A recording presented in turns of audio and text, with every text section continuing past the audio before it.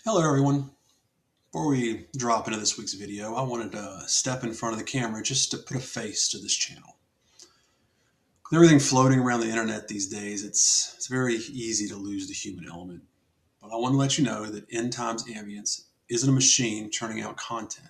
It's just me, obsessing over every line of dialogue, tweaking the audio until my ears ring, and pouring my love for classic horror, classic cinema into every single frame. In fact, this particular video was a real challenge for me. I ended up recording it and re-recording it and rewriting it 4 different times.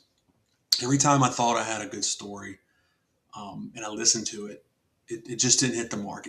It felt like Invasion of the Body Snatchers and not like the story I was going for. I didn't want a replacement story like Invasion of the Body Snatchers. I wanted a suffocating, Lovecraftian, cosmic dread, and more importantly, I wanted the terrifying breakdown of trust that you really got with John Carpenter's The Thing. And real quick, if you haven't seen John Carpenter's 1982 masterpiece, honestly, what are you doing? Stop this video right now and go watch it and come back. It is the absolute gold standard when it comes to survival horror. Now, we all know there's never really been a proper sequel to The Thing. So this is my attempt to play around in Mr. Carpenter's frozen sandbox. Quick bit of housekeeping before we get started. You're going to hear some different voices than you're used to today. And to be completely transparent, dealing with YouTube's recent monetization hurdles has forced me to experiment and try out some new approaches for this channel, which you're going to see. Honestly, I'm a little happy about some of it because it has allowed me to actually include listener voices in this week's broadcast. So if you want the original version of this, I do have the director's cut up on my Patreon. It's got the voices you're used to hearing, but this is the version that's going to be on YouTube.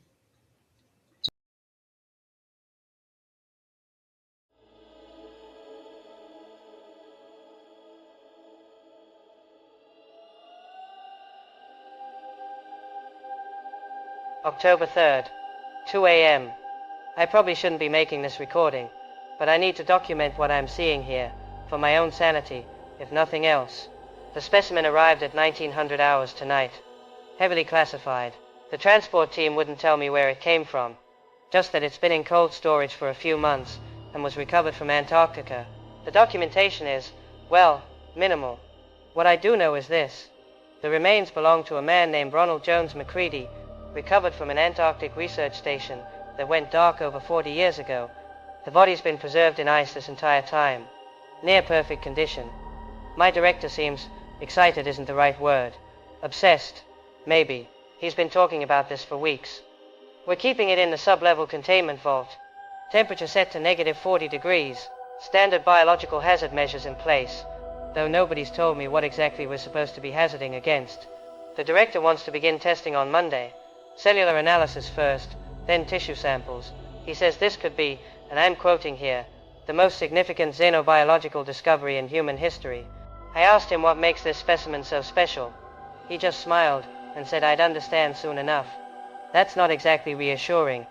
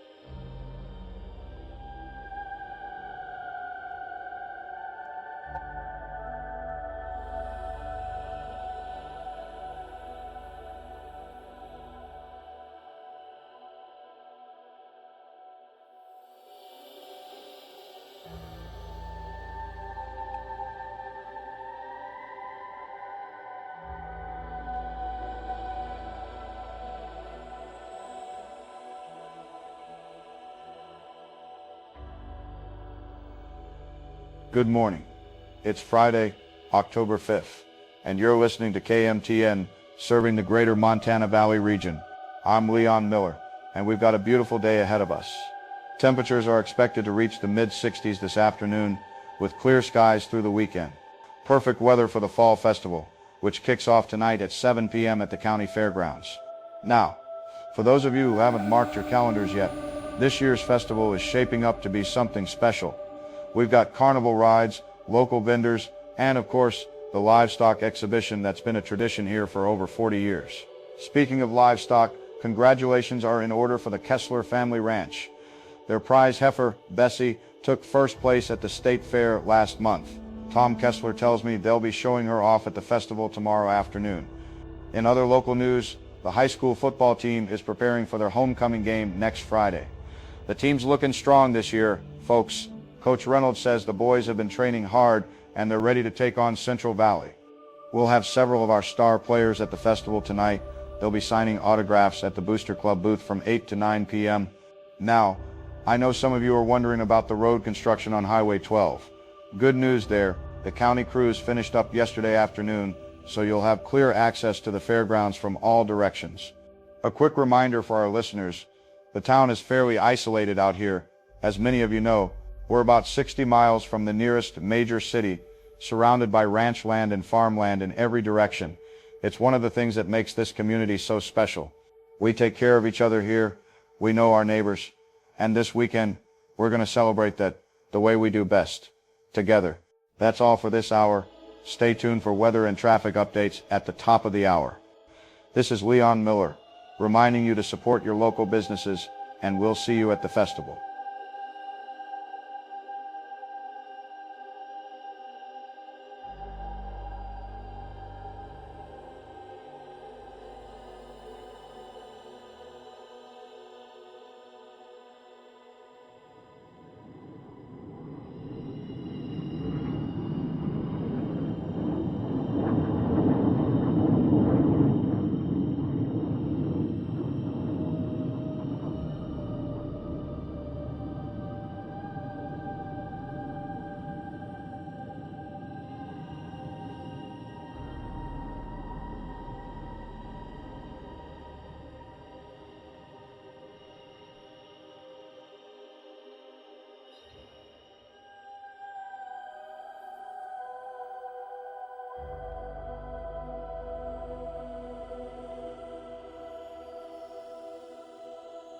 Friday night, October 5th. My therapist said I should try audio journaling for the anxiety. Apparently talking out loud helps more than writing things down. So, here goes nothing. Ellie's coming into town tonight for the fall festival. My sister, she works at some government research lab about an hour away. She doesn't talk about it much. Says it's classified work, boring stuff mostly. I'm trying not to be nervous about seeing her. It's been, 6 months? We talk on the phone, but it's not the same. She's always so focused on her work. Sometimes I wonder if she even remembers what it's like to just relax. Mom's arthritis has been acting up again. She won't admit it, but I can see it in the way she holds her hands. Dad keeps telling her to take it easy, but you know how she is. Stubborn. I'm hoping this weekend will be good for all of us. A chance to just be together, you know? No stress. No work talk. Just family time at the festival. Okay. I should probably head out soon. Ellie's supposed to get in around 8. We're all going to the festival together.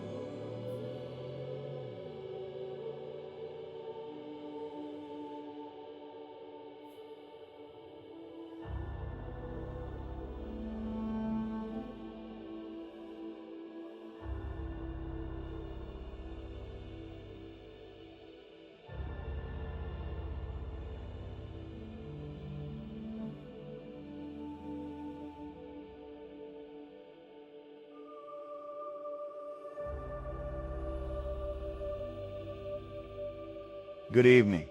It is 7:30 on this clear October Friday, and we are coming to you live from the Millhaven County Fairgrounds. I'm Leon Miller for KMTN News, and the Fall Festival is officially underway. The turnout tonight is something else. Families covering every corner of these grounds, kids running with cotton candy, the whole fairground lit up warm against the evening sky. This is exactly the kind of night that reminds you what a tight community Millhaven truly is. Let's get out to the livestock exhibition area now, where our field reporter Claire Wright is standing by with Tom Kessler of the Kessler Ranch. Mom's prize heifer Bessie took first place at the state fair in Helena last month, and I understand she has been drawing quite a crowd tonight. Claire, how are things looking out there? It is a perfect night out here, Leon.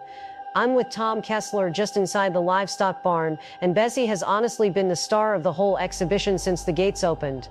Tom, congratulations on Helena. What does a night like this mean for the ranch? Well, it means a great deal, Claire. My father started this ranch, and we've been bringing animals to this festival for going on 20-some years now. To have Bessie recognized the way she has been, that's something the whole family can be proud of. The grandkids are over at the Funhouse right now, and the wife and I are planning to catch the band from Billings later, so the whole evening just feels like... Tom, I'm sorry. I have to stop you right there. Leon, there is screaming coming from somewhere on the east side of these grounds. I apologize, Mr. Kessler. Claire, what exactly are you hearing? Can you describe it? I'm moving right now. I'm crossing the midway, and... Okay, there are a lot of people running directly at me from the carnival side. A lot of people. The screaming is getting louder the closer I get. It is continuous. It is not stopping. Sir, I need 1 second. I'm with KMTN News. I need to know what happened over there. Sir, please. We were in line, me and my daughter, and something came through the wall in there. I don't know what it was. It came through the wall and it went after those kids near the back. Those football kids. We ran. I had to pull her out. She's 6 years old.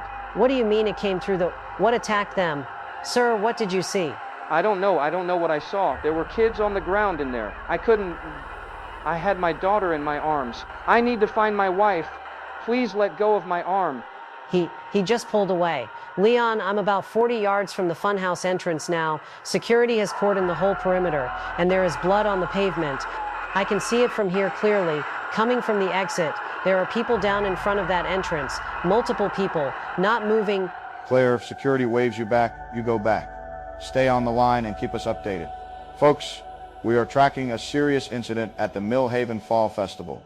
If you are on those grounds right now, please follow all instructions from security and emergency personnel immediately. Move toward the exits. Stay calm. We can confirm a serious incident has occurred at the county fairgrounds tonight. We do not have confirmed numbers. We are not going to speculate. We are going to take a short break, and we will be right back with more information as it comes to us. This is Leon Miller for KMTN News. Please stay with us.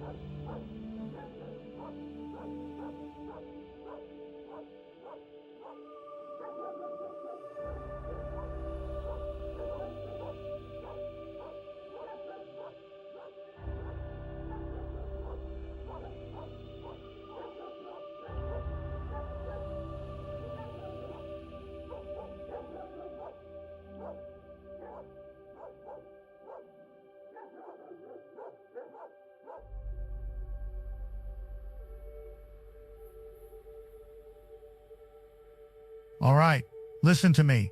I need you to listen very carefully to what I'm about to tell you. because they don't want you to know this. They've been hiding it for over 40 years. 1982. Thule Station, Antarctica, Norwegian research facility. 12 scientists stationed there conducting routine geological surveys, or so they said. December 23rd. The entire station goes dark. No communication, nothing. International rescue teams are dispatched, and when they get there, what do they find? The entire facility burned to the ground. Bodies everywhere. Some of them, and I'm reading directly from the recovered documents here, some of them weren't recognizable as human anymore. The official story? Equipment malfunction. Fire broke out. People panicked. Tragedy ensued. Case closed. Move along. Nothing to see here. But here's what they're not telling you. 3 days before the fire, the Norwegian team reported finding something in the ice. A large object. Metallic composition. They were in the process of excavating it when communications went dark. Now, why am I bringing this up tonight? Because I've been digging, and I've found documents, classified documents that were supposed to be destroyed decades ago. These documents detail a recovery operation, codenamed Project Frost. American forces were dispatched to Thule Station immediately after the fire. They recovered biological samples, tissue samples, frozen remains. And here's where it gets interesting. Those samples were transported to a secure facility in the continental United States. The location? The documents mention something else. They mention a name, R.J. McCready, American researcher who was stationed at a nearby outpost, Outpost 31. That outpost? Also destroyed by fire. Same week, same circumstances. Bodies burned beyond recognition. And McCready, listed as missing, presumed dead. But here's what doesn't add up. If McCready was presumed dead, why are there references to his remains being recovered? Why are there logs detailing the transport of his body to a secure facility? And why, after 40 years of silence, are there suddenly new documents being generated? Recent documents from this year. Something's happening. Something they're trying to keep quiet. But I'm going to find out what it is. I'm going to dig deeper. I'm going to connect the dots. Because whatever happened at Thule Station, whatever they found in that ice, it didn't stay buried. They brought it back. They're studying it. And we're all in danger because of it. Stay vigilant. Stay informed. Don't trust the official narrative. I'll be back tomorrow with more.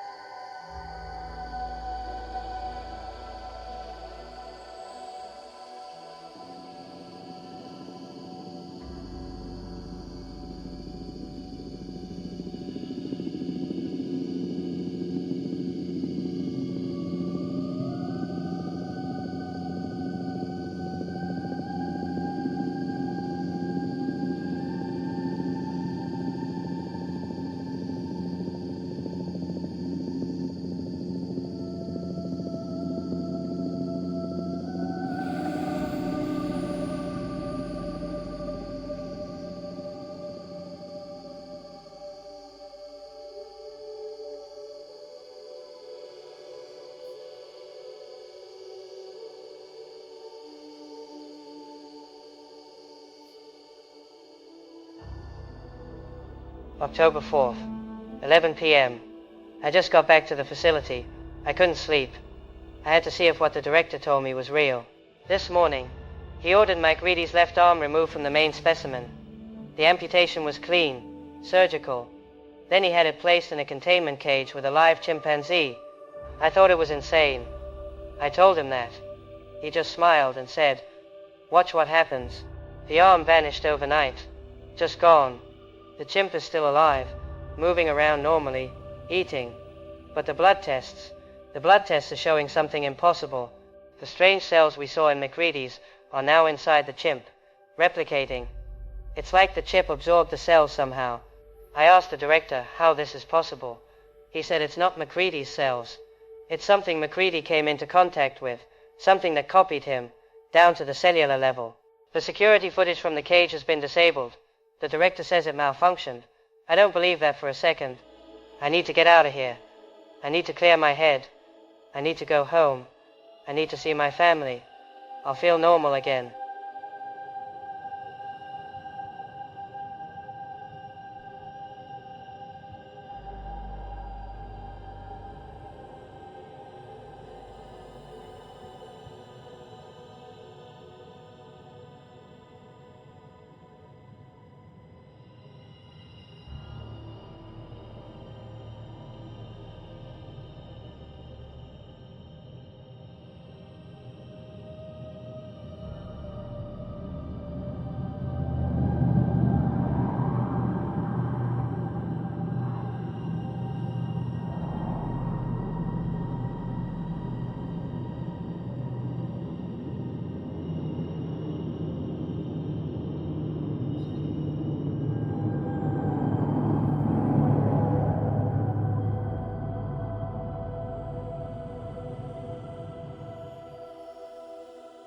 Good morning. It's Saturday, October 6th, and I'm Leon Miller. We're bringing you continuing coverage of last night's tragedy at the county fairgrounds. What was supposed to be a celebration of our community has turned into a night of mourning. 3 young men are dead, 2 more are in critical condition at the county hospital. And this morning, we're still trying to understand what happened. The victims have been identified as Tim Riggins, Brian Williams, and Jason Street. All 3 were members of our high school football team, seniors, young men with their whole lives ahead of them. The 2 students in critical condition are Tyler Brooks and Josh Martinez. Their families have asked for privacy during this difficult time. We're respecting that request. According to preliminary reports from the sheriff's office, there was a structural collapse at the Funhouse attraction around 8:15 last night. The exact cause of the collapse is still under investigation. We have Sheriff Preston Kennedy standing by. Sheriff, thank you for joining us this morning. I know it's been a long night for you and your department. Leon, first let me say our hearts go out to the families of these young men. This is a terrible tragedy for our entire community. Can you tell us what your investigation has revealed so far? What we know is that the Funhouse was a temporary structure, set up specifically for the festival. It appears there were structural deficiencies that led to a partial collapse of the interior framework. The 5 young men were inside when this occurred. They became trapped. By the time emergency services were able to extract them, 3 had already succumbed to their injuries. Sheriff, there were eyewitness accounts last night of, well, unusual circumstances, reports of strange sounds, disturbing visuals. Can you address those reports? Leon, what people saw was a chaotic situation in low-light conditions. The Funhouse had special effects, strobe lights, fog machines, animatronic displays. When the structure failed, those systems malfunctioned. People were frightened. Understandably so. In that kind of environment, it's easy to misinterpret what you're seeing. We've interviewed multiple witnesses, and their accounts vary significantly. Sheriff, I need to ask this directly. Are you confident this was an accident?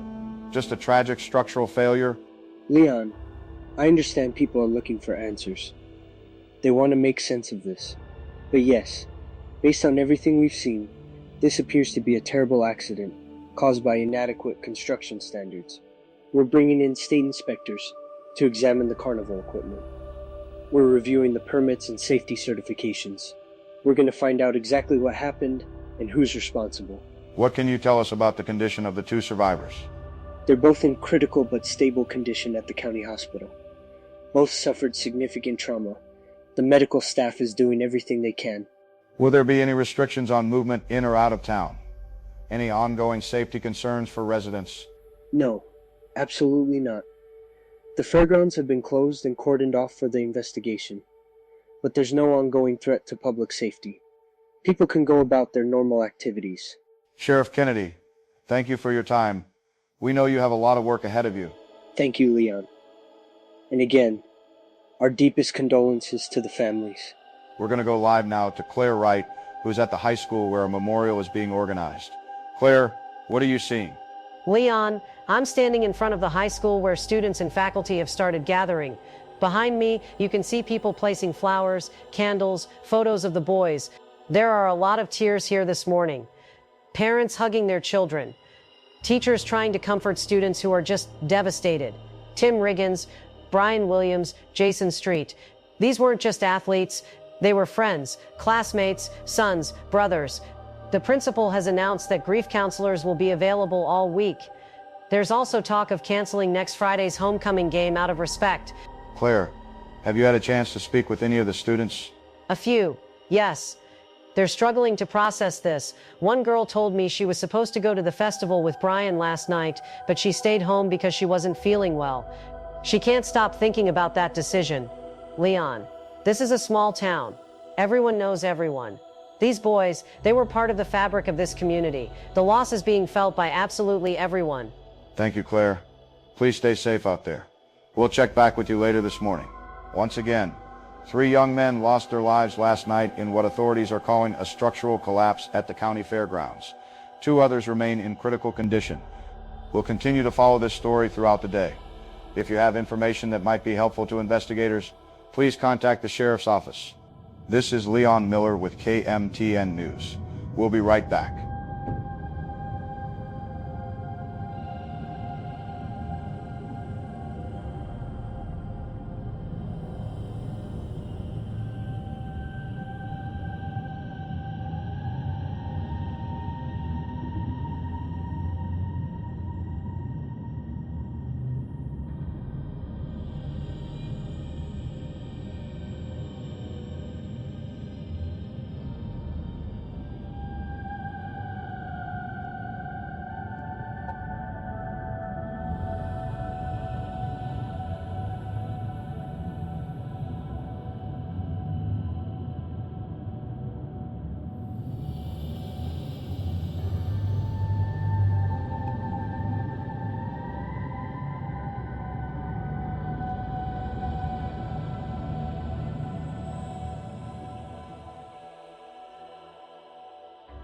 Welcome back to The Long Game. I'm Malcolm Kennedy. My guest today is Dr. Will Winters, who teaches xenobiology and astrobiology over at Montana State. He's been on the show before talking about the search for extraterrestrial life, and I wanted to have him back. Will, welcome. Always good to be here. I appreciate the invitation.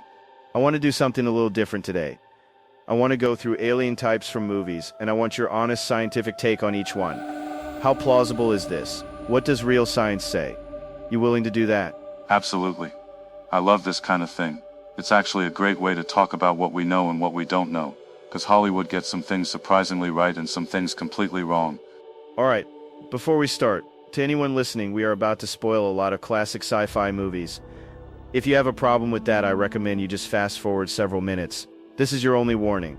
Now let's start with the obvious one. Star Wars, Star Trek, the whole universe full of humanoids thing. Every alien has 2 arms, 2 legs, walks upright, usually has a face that could pass for a distant cousin. How realistic is that? Almost certainly not realistic. The humanoid form evolved through billions of years of very specific environmental pressures, gravity, atmosphere, predators, none of which would match another planet. For another world to produce something that looks like us, it would need a near-identical evolutionary history. Star Trek actually has an in-universe explanation. An ancient species seeded life across the galaxy, which is a clever way to hand-wave the problem. But here's the thing about Star Wars specifically. The main characters are basically human-shaped, yes, but then you walk into the cantina at Mos Eisley and it's a completely different story. Multiple eyes on stalks, insect bodies, walrus faces, a guy that's basically a giant head on a tiny body. It feels like whoever designed that scene said, this is what a spaceport would actually look like.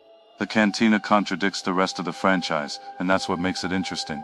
Radically different body plans, non-bilateral symmetry, sensory organs in unexpected configurations. That's far closer to what we'd expect if life evolved independently on dozens of different worlds. Bilateral symmetry is common on Earth because it helps with locomotion and predator detection. That's an Earth solution to an Earth problem.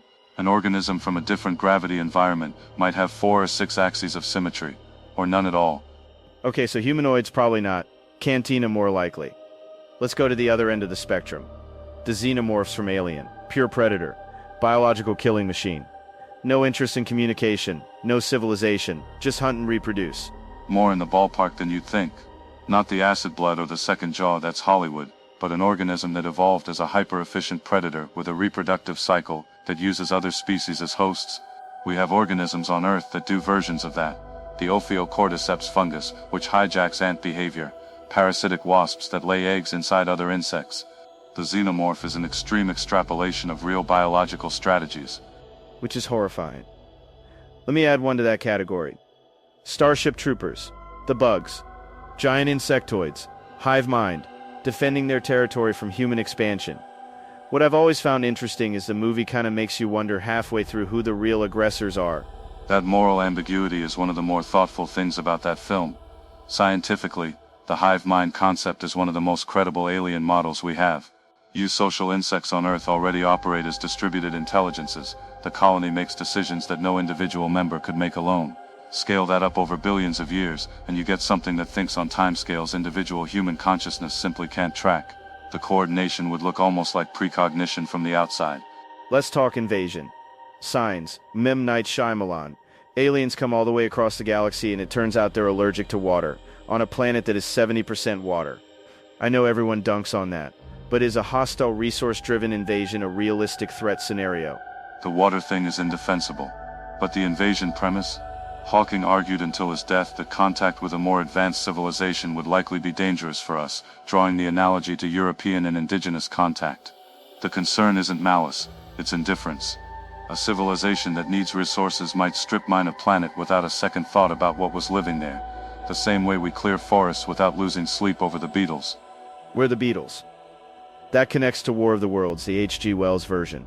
Martians invade, annihilate everything, and then get killed by Earth bacteria. The common cold finishes what the military couldn't. That ending always struck me as either the most anticlimactic thing in science fiction or the most realistic. It's one of the most scientifically credible endings in all of science fiction. Microbial contamination is a genuine concern in real planetary science. NASA has an entire office dedicated to planetary protection. An invading species that evolved in a radically different microbial environment would have zero resistance to organisms our bodies manage without effort. Wells wrote that in 1898, and the biology is held up. They remade it recently. The new one with Ice Cube. I watched it so you don't have to. They kept the bacteria ending, but somewhere in the middle they added a subplot where Ice Cube figures out how to fight the Martians based on street instincts. And somehow that worked where the entire military had failed. The Martians, who survived interstellar travel, were apparently not prepared for that specific variable. I'll take your word for it. In fairness, the bacteria angle is always more interesting than the military angle anyway. The most diplomatic review of a bad movie I have ever heard. Alright, let's go to the opposite end of the tone spectrum. Close Encounters of the Third Kind. The aliens in that one aren't aggressive at all. They don't invade. They're just curious, communicating through music, returning abductees they took decades earlier. Almost gentle. Is that a plausible type? I think Close Encounters is one of the more scientifically interesting depictions, even if the little gray men design is cliché. The core idea that an intelligence advanced enough to cross interstellar distances might have evolved beyond aggression is not unreasonable. Any civilization that survives long enough to reach that level has presumably learned to manage its own destructive impulses. They might have no interest in us beyond the way we'd be interested in an unusual ant colony. An ant colony. Humbling. What about Contact? Jodie Foster, radio telescope, mathematical signal from 26 light years away. That one always feels more grounded to me than Close Encounters somehow. Like it's less about spectacle and more about the actual mechanics of how first contact might work. Contact is probably the most scientifically accurate depiction of first contact on film. The mathematical approach, prime numbers and universal constants as the basis for communication, is almost exactly how SETI researchers think about this problem. If you want to communicate with something that shares no biology or language, mathematics is the only universal grammar. That patience, that indifference to time, feels more real than a ship that just shows up in orbit. Speaking of indifference to time, Interstellar. The beings in that film have evolved entirely beyond our dimensional framework. They perceive time as a physical space they can move through. Cooper behind the bookshelf sending messages to his daughter across decades. Is that scientifically anything? It's the most speculative category, and also the most fascinating. There's legitimate theoretical physics discussion about consciousness existing in configurations beyond 3 spatial dimensions. If a civilization had billions of years more development than us, it's not physically impossible that they'd interact with reality in ways that look like magic to us. Beings that experience time as a navigable dimension would seem, to us, to predict the future and communicate across centuries. The physics the film is extrapolating from are real. That's simultaneously the most hopeful and the most humbling version of what could be out there. Okay, now I want to get into the category I think is most underrated. Invasion of the Body Snatchers. Pods that grow copies of people while they sleep. Perfect on the outside, but no emotion, no warmth, no memory of what it actually loved. Body Snatchers is interesting because the pods don't replicate the mind, they replicate the body. And the consciousness either follows imperfectly, or doesn't follow at all. Copy a brain perfectly. Do you copy the consciousness inside it? We don't know. But what the film captures brilliantly is the social detection mechanism. It's not appearance that betrays the copies, it's behavioral signals, the slightly off timing, the absence of warmth at a moment when warmth should be there. We evolved to be sensitive to those deviations because reading the person across from you is a survival advantage. Which connects to Edge of Tomorrow. Because the aliens in that film are literally called the Mimics. They're not body snatchers, they're a hive mind that's figured out how to reset a time loop every time they're about to lose a battle. Tom Cruise keeps dying and waking up at the start of the same day, and the mimics just keep adapting. The human military has no idea what it's actually fighting. The strategic incomprehensibility in that film is one of the more realistic elements of any alien war movie. We assume any conflict would be fought on terms we'd recognize: lines, objectives, attrition. But an alien intelligence would have goals and constraints that map onto nothing in our experience. If the mimics can access information from future iterations of a battle, they're not playing the same game at all. You could be fighting something for years and never understand what it actually wants. Which is the perfect segue to the type that really keeps me up at night. The biological shapeshifter. Something that doesn't come in a spaceship, something that gets inside, something that looks exactly like your neighbor, your wife, your dog. Is that scientifically grounded at all? This is actually the type I find most scientifically compelling, and also the most unsettling to think about seriously. We tend to assume that intelligence and technology go hand in hand, but that's an Earth-centric assumption. What if the survival strategy of a particular organism wasn't to build tools, but to become better at copying other life forms? Instead of evolving a brain that builds a weapon, it evolves cellular machinery that replicates the genetic material of whatever it encounters. So instead of a predator that eats you, it's a predator that becomes you. Exactly. And what makes that particularly disturbing is the detection problem. A xenomorph you know when you see it. A ship full of invaders, you can at least point to the ship. But something that perfectly replicates the person standing next to you. Your immune system doesn't flag it. Your eyes don't flag it. Your history with that person doesn't flag it. The only thing that gives it away is catching it mid-process or running a test at the cellular level. And what does it want? In your scientific model, what is the goal? Is it intelligent? Does it have a plan? It might not have a goal in the way we understand the word. It might simply be doing what it evolved to do, the same way a virus doesn't plan to make you sick, it just replicates. But if it assimilates intelligent organisms, it absorbs that intelligence along with everything else. Every skill, every memory, every social behavior, used purely in service of continuing to spread. An effective infiltrator without ever intending to be one. Without intending to. That's scarier to me than if it had a plan. A plan you can counter, instinct you can't negotiate with. So out of everything we've covered, Cantina aliens, predators, hive minds, benevolent types, invaders, mimics, which do you think is most likely if we ever make contact? If I had to pick, I think the most likely first contact is something we don't have a movie for yet. Something microbial, a bacterium from a Martian subsurface ocean, or an organic molecule on an asteroid that doesn't fit our chemistry. The universe is mostly small and quiet. But if we're talking about a civilization that has figured out interstellar travel, the mimic model deserves the most serious attention, precisely because it's the hardest to defend against and the easiest to underestimate. And on that cheerful note, Dr. Will Winters, everybody, this has been one of my favorite conversations we've had on this show, and I mean that. Will, where can people find your work? Any papers? Any lectures? Anything coming up? I have a lecture series running at Montana State through the fall, open to the public on the first Thursday of every month. And I write occasionally for the Astrobiology Institute's online journal, which is free to read. Thanks for having me. Always a pleasure. Alright folks, that is going to do it for today. Links to Will's work are down in the description. If you enjoyed this one, hit subscribe, leave a review, all that stuff. I'm Malcolm Kennedy. This is The Long Game. We'll see you next time.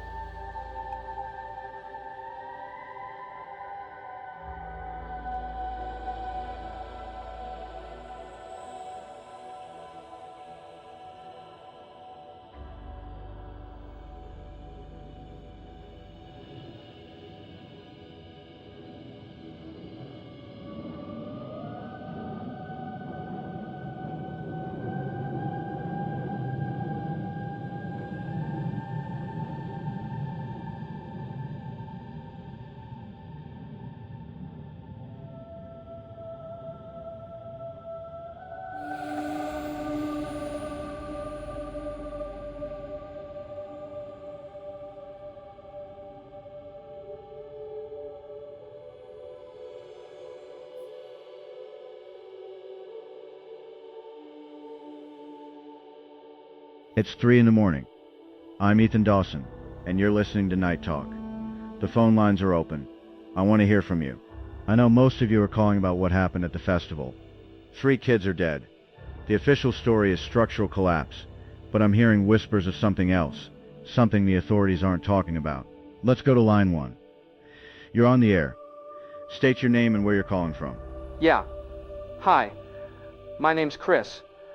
I'm calling from, well, I'm local. Welcome to the show, Chris. What's on your mind tonight? I was there at the festival. I was standing maybe 20 feet from the Funhouse when it happened. I heard screaming from inside. Not normal screaming. The kind that makes your blood run cold. And then I saw something come through the wall. What'd you see, Chris? Like tentacles. I know how that sounds. I know. But that's what I saw. These things reaching out through the broken wall. Wet, glistening, moving like they were alive. And the smell. God, the smell was like nothing I've ever experienced. Rotten meat mixed with something chemical. Chris, I appreciate you calling in, but you have to understand, you were in a traumatic situation. Low light, chaos, fear. The mind can play tricks. I know what I saw. I'm not crazy. I'm not saying you're crazy, Chris. I'm just saying there might be a more rational explanation. Thank you for calling. Let's go to line 2. You're on Night Talk. Hi, my name is Mia. I knew Tim Riggins, one of the boys who died. I'm very sorry for your loss, Mia. He was such a good kid. He had a scholarship to play football at the state university. He was supposed to graduate in the spring, get out of this town, make something of himself. And now he's gone because of some cheap carnival ride. Because somebody cut corners on safety. It's not right. You're absolutely right, Mia. It's not right. And I hope the investigation brings some answers for you and the other families. I can't stop thinking about it. Those boys. They were just kids. Thank you for sharing that with us, Mia. Take care of yourself. Line 3, you're up. Go ahead.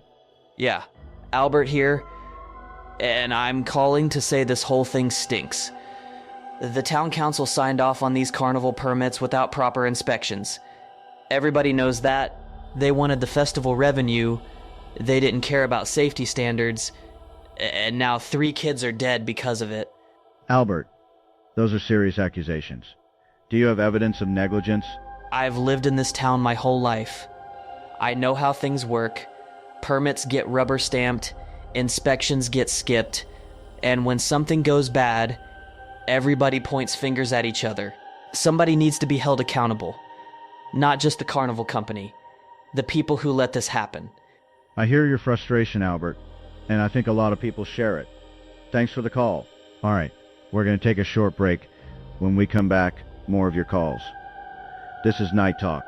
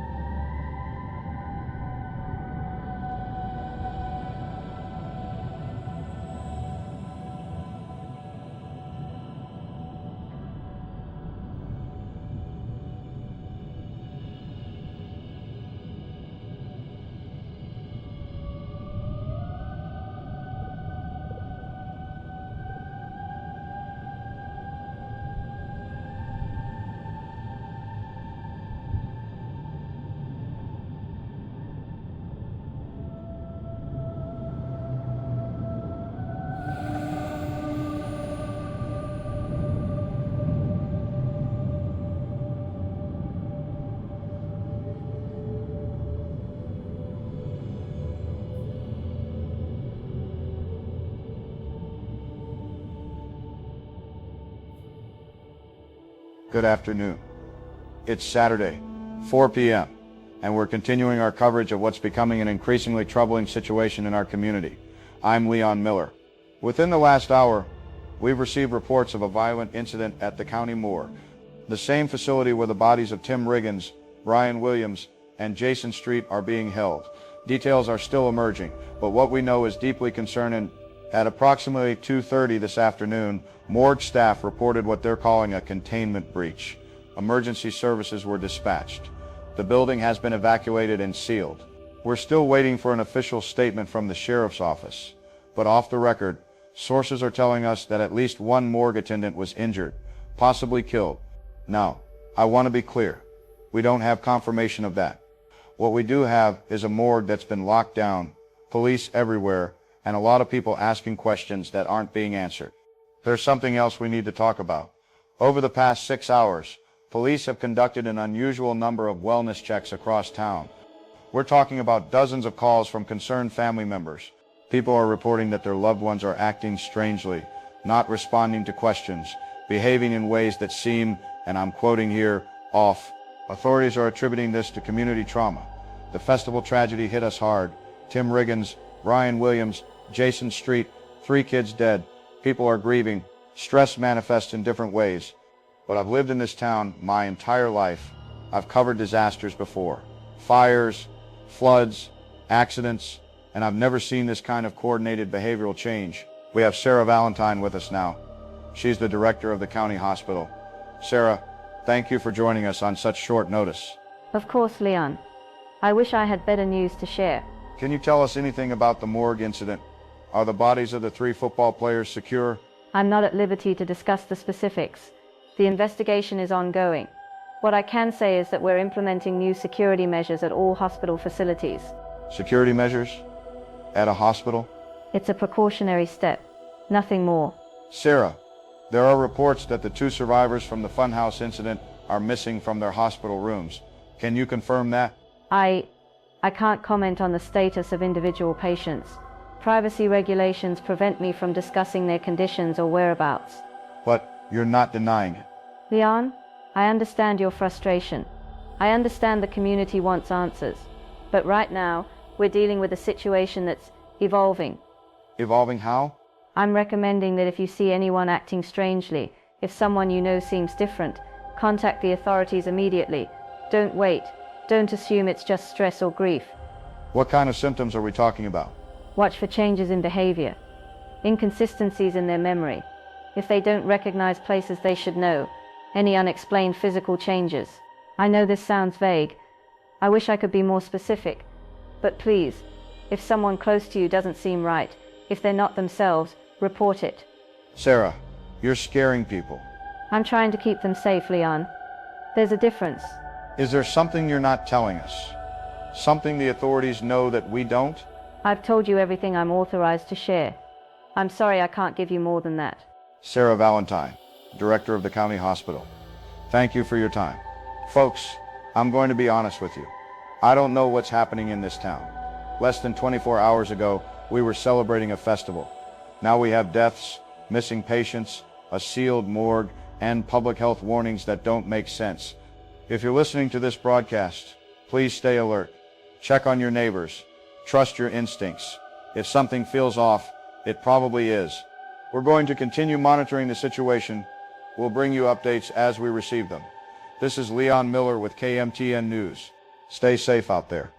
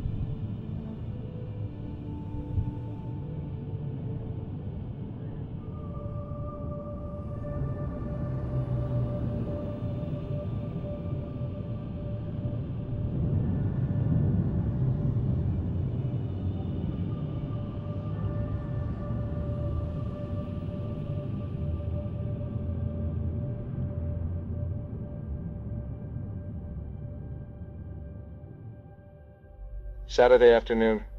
I don't know what time it is. Maybe 3, 4. Ellie's here. She got in last night around 9. We went to the festival together, but we left early. Before everything happened. She's sitting in the living room right now with Mom and Dad. The news is on. They're talking about the kids who died. 3 of them. Tyler and Josh are missing from the hospital. I keep looking at Ellie. She's not reacting. Not to any of it.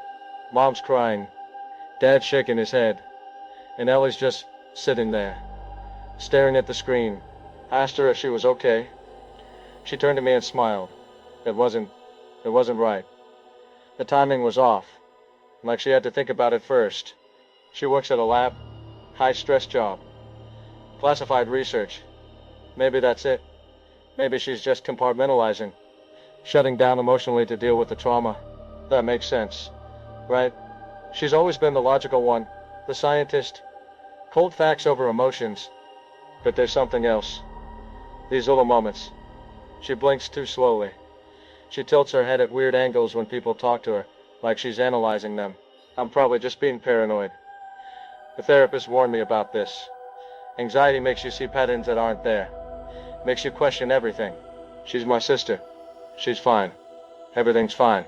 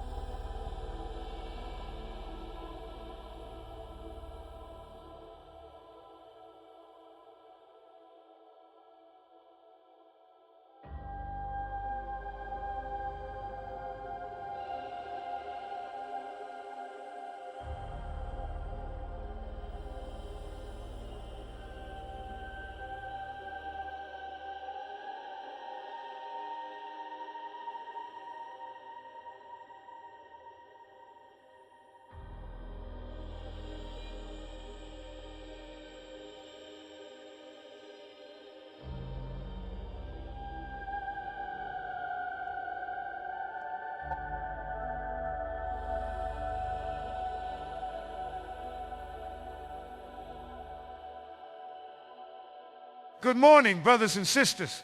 Please be seated. I know many of you are hurting this morning. We've lost 3 of our young people. Their families are here with us, and we hold them in our hearts. In times like these, it's natural to feel afraid, to feel uncertain, to wonder where God is in all of this suffering. I want to read to you from the Gospel of Mark, chapter 5, verse 9. Jesus encounters a man possessed by demons. And when Jesus asks the demon its name, it replies, "My name is Legion, for we are many." Legion. A multitude, an overwhelming force. This man wasn't possessed by a single demon. He was consumed by countless voices, countless fears, countless sources of pain. And yet, what does Jesus do? He doesn't run. He doesn't abandon this broken man. He casts out the legion. He restores the man to himself. He brings him back to his community. We are facing our own legion right now. Not demons in the spiritual sense, but demons of fear, of grief, of uncertainty. These voices are loud. They tell us we're alone. They tell us we can't trust each other. But I'm here to tell you that's a lie. We are not alone. We are together. This community, this family of faith, we stand with one another. When the legion of fear comes for you, and it will, remember this.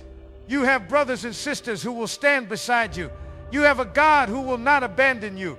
You have hope, even in the darkest valley. I know there are strange things happening. I've heard the reports. I've seen the fear in your eyes. Some of you are wondering if your neighbors are who they say they are. If your loved ones are acting differently. Trauma changes people. Grief changes people. That doesn't mean they've become something else. It means they're hurting and they need our love, not our suspicion. So here's what I'm asking you to do. Cast out the legion of fear. Replace it with love. Check on your neighbors. Feed those who are hungry. Comfort those who are mourning. Be the presence of Christ in a world that's falling apart. Because that's what we're called to do. Not to hide, not to retreat, but to stand together. Let us pray. Heavenly Father, we come before you in our brokenness. We're afraid. We're confused. We don't understand what's happening around us. But we trust in your goodness. We trust that you're with us, even when we can't see you. Strengthen our hearts. Give us courage. Help us to love one another well. In Jesus' name, amen. Go in peace, brothers and sisters. And remember, we are many, but we are one.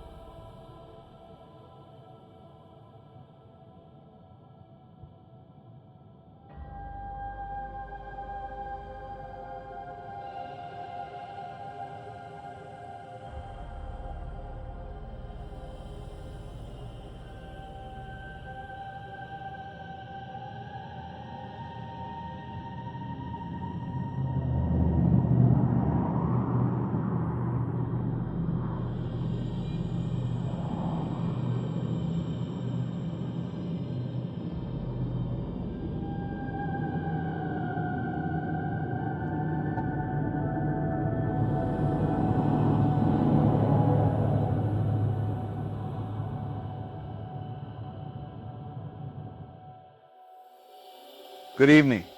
It's 11 p.m. Saturday night. I'm going to share information that's difficult to hear, but you need to know what's happening in this town. 2 hours ago, there were incidents at the county hospital. Multiple incidents. I'm telling you what I know.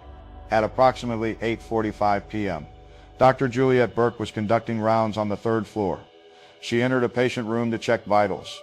According to Dr. Burke's written statement, the patient was conscious, sitting upright in bed, but his eyes were dilated unevenly. She asked if he needed anything. He didn't answer, just stared at her. When he stood and walked toward her, that's when she noticed. His fingers were already elongated, stretched, like they'd been pulled while the bone was soft. And his jaw, it hung open too wide. Not dislocated, unhinged. She described the sound he made. A low scream, constant, like someone screaming underwater, but the sound was coming from deep in his chest. And underneath that, wet clicking, multiple joints popping all at once. She said he moved like his skeleton wasn't connected properly anymore. He turned toward the window, 4th floor window.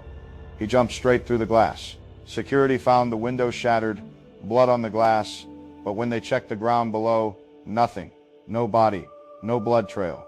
A 4-story fall onto concrete, and whatever that thing was got up and walked away. At approximately 9:15 p.m., morgue attendant Charlie Pace heard sounds coming from one of the storage units, the unit containing the body of Brian Williams, one of the 3 boys who died at the Funhouse. Mr. Pace opened the drawer. The body was moving, not twitching, moving with purpose. The torso split open down the sternum. He described tentacles emerging from the chest cavity, multiple appendages, reaching. He ran, sealed the morgue door from the outside, called security. By the time security arrived with fire suppression equipment, the thing had forced its way out through an air vent. They found torn metal, no trace of where it went. We have Sarah Valentine with us now. Sarah, what can you tell us about the hospital's response? Leon, we've implemented emergency containment measures. We're conducting floor-by-floor sweeps. All patients are being visually identified by staff who know them personally. Anyone exhibiting physical anomalies is being quarantined in the burn ward where we have access to the fire suppression system. How many cases are we talking about? As of right now, 4 confirmed, 12 under observation. But Leon, the rate of change is accelerating. Thank you, Sarah. Sheriff Preston Kennedy is with us now. Sheriff, what's the official response? Leon, I've spent the last 3 hours on the phone with Governor Patterson and the CDC. We're implementing a federal emergency declaration, effective midnight tonight. What does that mean for our town? Total quarantine. Military perimeter around the entire town. Nobody in, nobody out. This is a containment situation. Containment of what, exactly? The CDC is calling it an unknown biological agent, possibly a rapidly mutating pathogen. What I can tell you is that it's transmissible through direct contact with infected individuals. We've had 7 civilians try to leave town in the last hour. All of them showed signs of infection. Behavioral changes, physical anomalies. State police intercepted them at the county line. 3 are in custody. 4 had to be neutralized with fire. What kind of resources are we looking at? Governor Patterson has activated the National Guard. We're expecting 2 companies by dawn. The CDC is sending a hazmat team and mobile lab. Federal authorities are establishing a command center at the high school. All local law enforcement will be reporting to a unified command structure. And Leon, this is important. We're implementing mandatory curfew starting at 6 a.m. tomorrow. Anyone on the streets will be detained for medical evaluation. Medical evaluation meaning what? Blood testing, physical examination, visual identification by multiple witnesses who knew the subject before this started. How many people are currently unaccounted for? 41 as of 10 p.m. All of them were either at the festival, treated at the hospital, or had direct contact with someone who was. The 2 who escaped the hospital tonight are now considered extremely dangerous. If you see them, do not approach. Call 911. Sheriff Preston Kennedy, thank you for the information. If you're watching this, please understand, the authorities are doing everything they can, but this situation is evolving rapidly. We'll continue broadcasting as long as we're able. This is Leon Miller. Stay safe.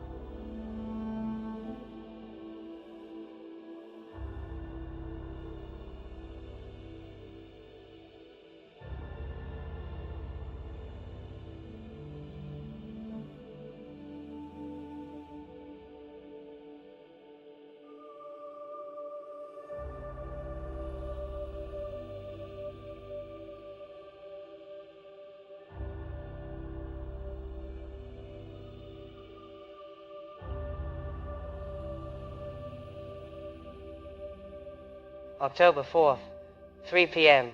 I need to document this. My hands are shaking so badly I can barely hold the recorder. I was in the women's restroom on sub-level 2, just washing my hands. That's when I saw them on the floor. Earrings, gold hoops, covered in blood. I recognized them immediately. Dr. Marion Roberts. She always wore those earrings, every single day. I heard something from the 3rd stall. Wet sounds, tearing, and then screaming. Marion's voice, but distorted, like it was coming from somewhere deep inside her. I should have run. I should have called security, but I didn't. I pushed the stall door open. Marion was changing. Her body was splitting open. Her face, her arms, everything was pulling apart like wet fabric. And underneath, there were these tentacles, dozens of them. They reached for me. I ran. I slammed the bathroom door and screamed for help. Security came, cleanup crews in full hazmat suits. They burned it. Right there in the bathroom. I could smell it from the hallway. Burning flesh and something else. Something chemical. The director pulled me into his office. Told me the facility is on total lockdown. Nobody in, nobody out. He said this was expected. That they knew this could happen. I asked him what Marion was. What turned her into that thing? He just looked at me and said, "She isn't Marion anymore." I need to get out of here. I need to leave. But they won't let anyone go. They're saying it's for our own safety. I don't believe them.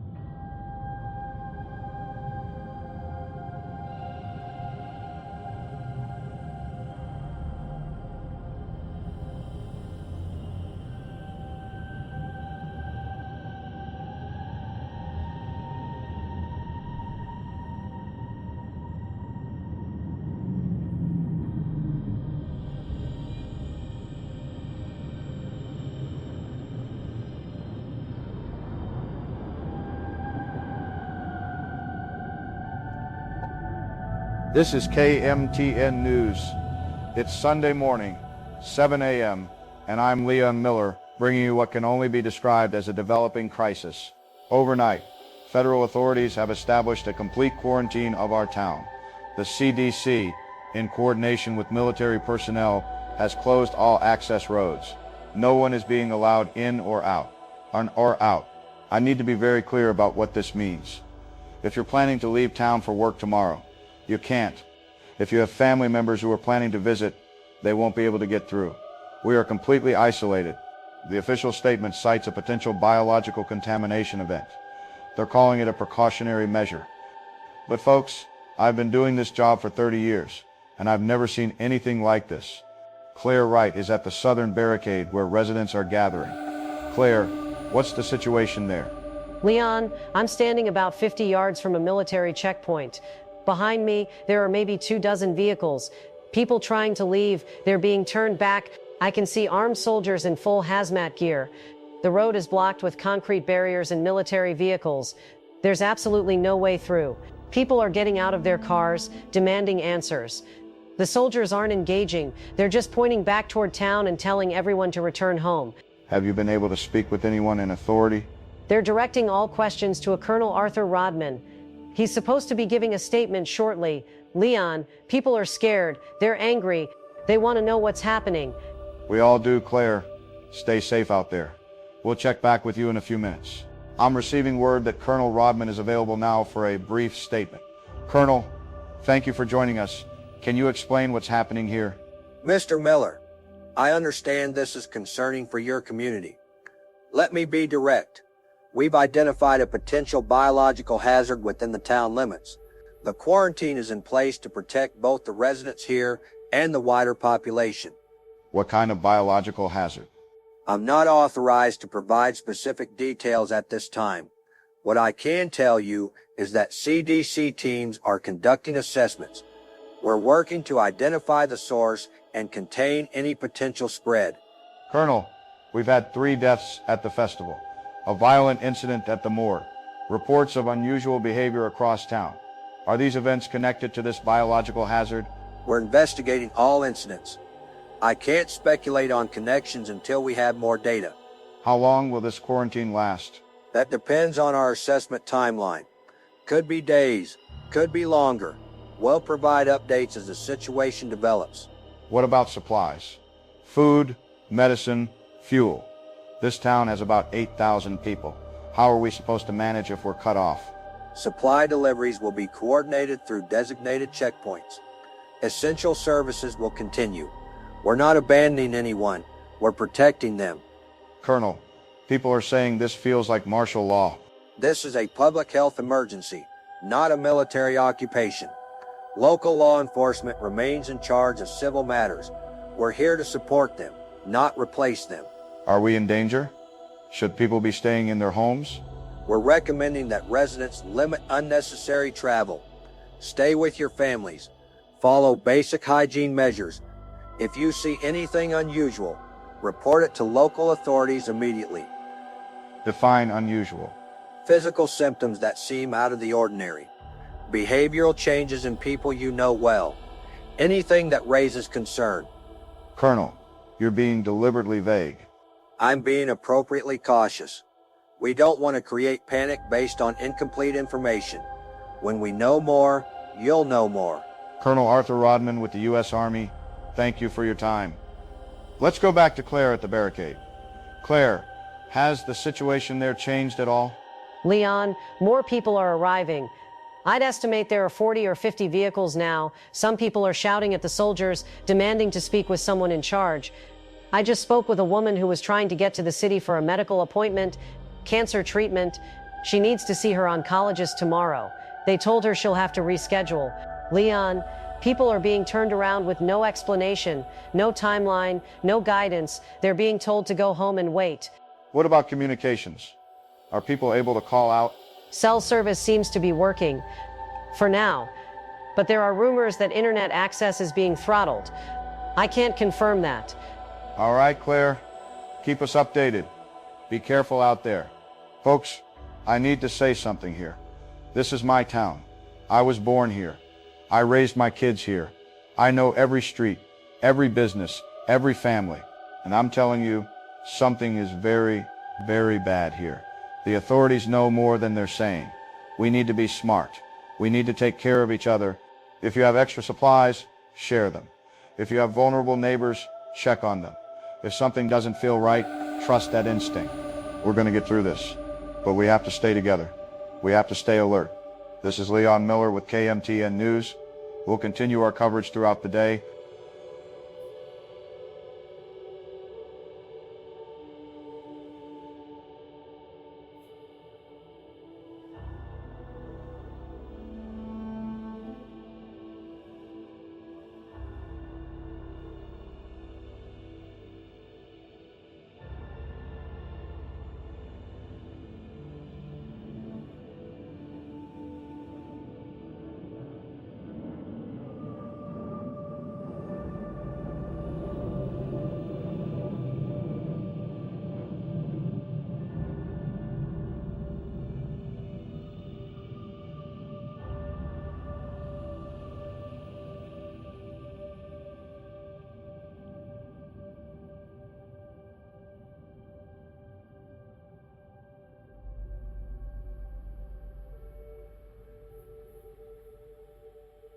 It's 2 in the morning. We're in the middle of a military quarantine, and I'm Ethan Dawson. The lines are lit up tonight. For those just tuning in, our town is completely sealed off. Military checkpoints on every road, hazmat suits everywhere, and nobody's telling us what's really happening. Let's go to line 3. You're on Night Talk. Yeah, Frank here. I was there, at the morgue. I saw what happened. Frank, slow down. What did you see? I worked deliveries. Medical supply run to the county morgue. Around 2:30 Saturday afternoon. I was wheeling a cart past the storage units when I heard it. Something wet. Like tearing. One of the drawers was open. The one with Tim Riggins, the football kid. And he wasn't dead anymore. His chest, it just split open. Like something was trying to get out from the inside. Tentacles. I know how that sounds. But that's what they were. They came out of his rib cage, grabbed the attendant, pulled him right into the opening. The screaming stopped real fast. I ran. I just ran. Frank, are you still there? Frank? Okay. He's gone. I don't know what to say to that. Line 1, you're up. This is Albert, and I'm calling to say this is exactly what I warned about last time. The government swoops in, takes over, and suddenly we're prisoners in our own town. Martial law. That's what this is. They're calling it a health emergency, but look at what's happening. Armed soldiers, restricted movement, no freedom to leave. Albert, if there's a legitimate biological threat, wouldn't a quarantine make sense? Show me the threat. Show me the evidence. They won't tell us what we're supposedly being protected from. That's not transparency. That's control. 3 kids died at a carnival. Tragic? Yes. But that doesn't justify locking down an entire town. Something else is going on here. I hear you, Albert. The lack of information is definitely feeding suspicion. Thanks for the call. Let's go to line 4. You're on the air. Ethan, it's Bill. And Albert's right about one thing. This isn't about protecting us. This is about containment. Containment of what, Bill? Us. They're not keeping something out. They're keeping us in. I've got a friend who works for FEMA. He told me they've been running drills for this exact scenario. Mass quarantine, population control, relocation camps. It's all in the playbook. And now they're implementing it. Bill, relocation camps. That's a pretty extreme claim. You think this ends with them just opening the roads back up?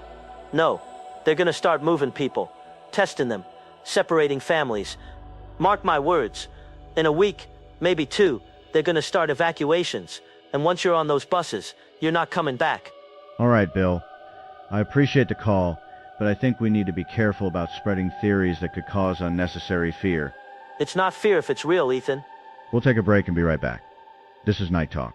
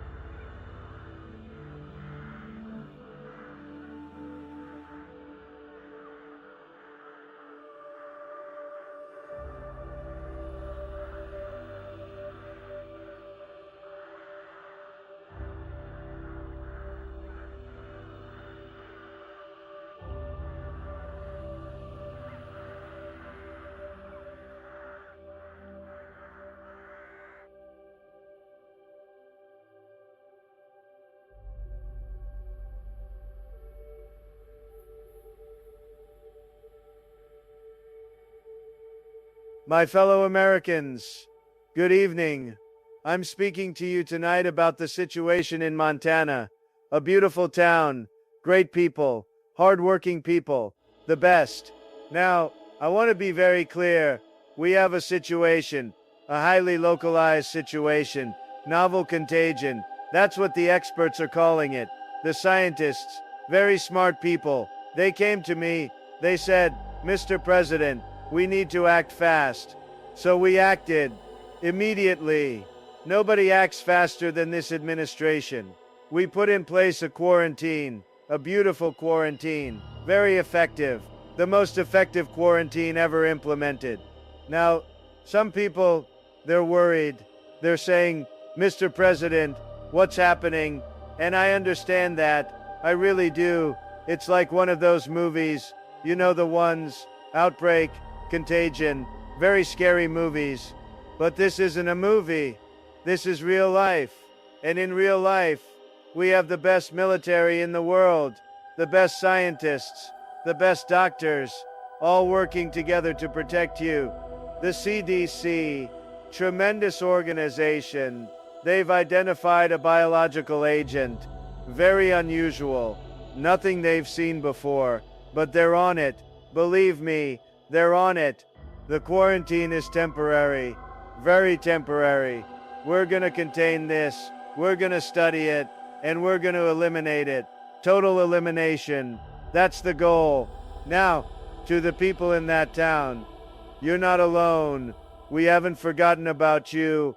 We're sending supplies, medical personnel, everything you need. The federal government is behind you 100%. Some people are asking, is this dangerous? Could it spread? And the answer is, we're being very, very careful. That's why we acted so quickly. Speed, that's the key. Think about it like this. In Die Hard, great movie by the way, Bruce Willis doesn't wait around. He takes action. That's what we're doing. We're taking action, decisive action. I want to assure the American people this is contained, fully contained. There's no risk to the wider population. None. Zero. We're monitoring the situation around the clock, 24/7. I'm getting updates every hour, sometimes more. The smartest people in the country are working on this. Now, I know change is hard. I know uncertainty is scary. But America has faced challenges before, and we've always come out stronger.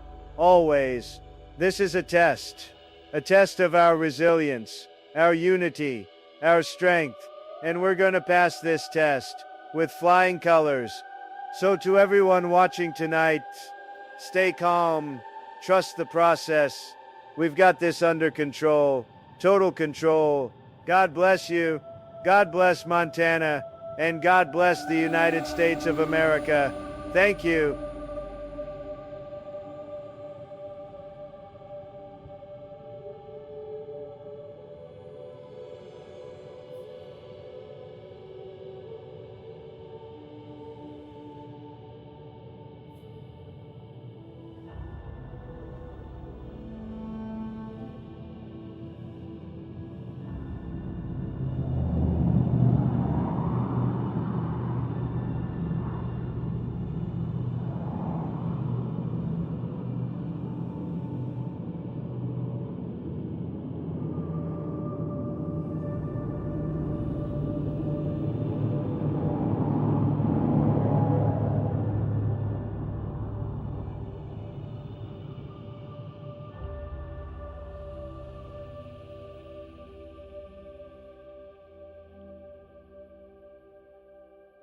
This is KMTN News with breaking coverage.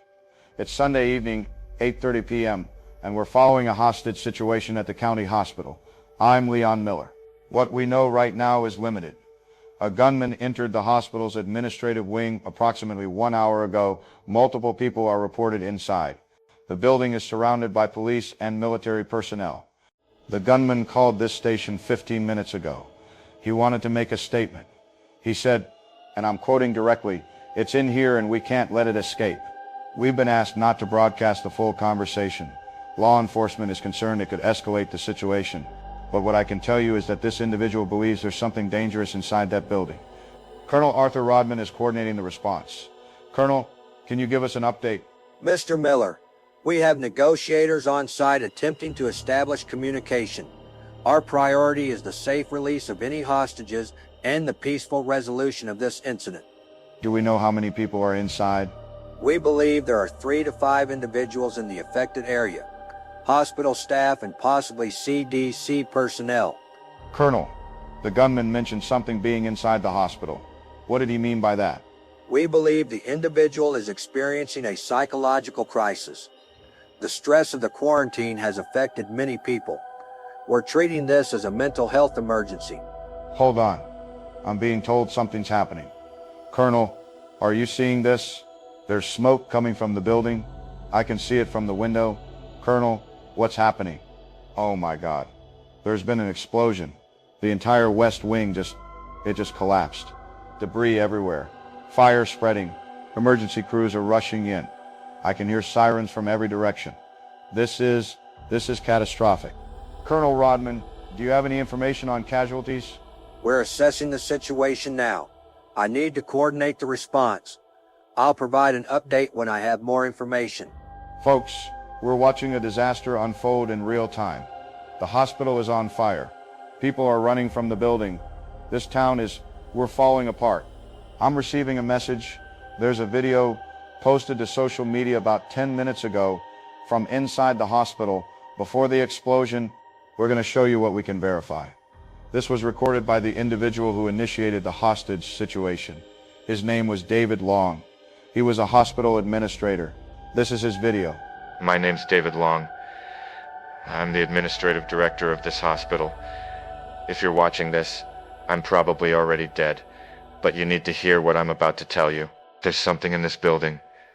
An organism. It's not a virus. It's not a bacteria. It's something that can copy people. Cell by cell, it becomes them. Perfectly.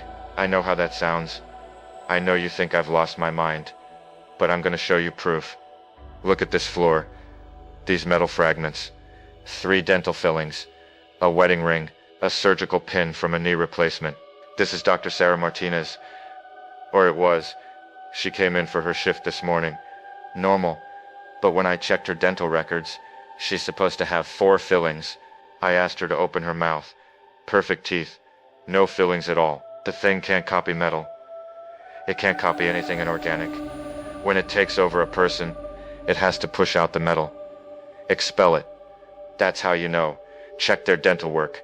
Check for jewelry they always wore. Medical implants. Piercings.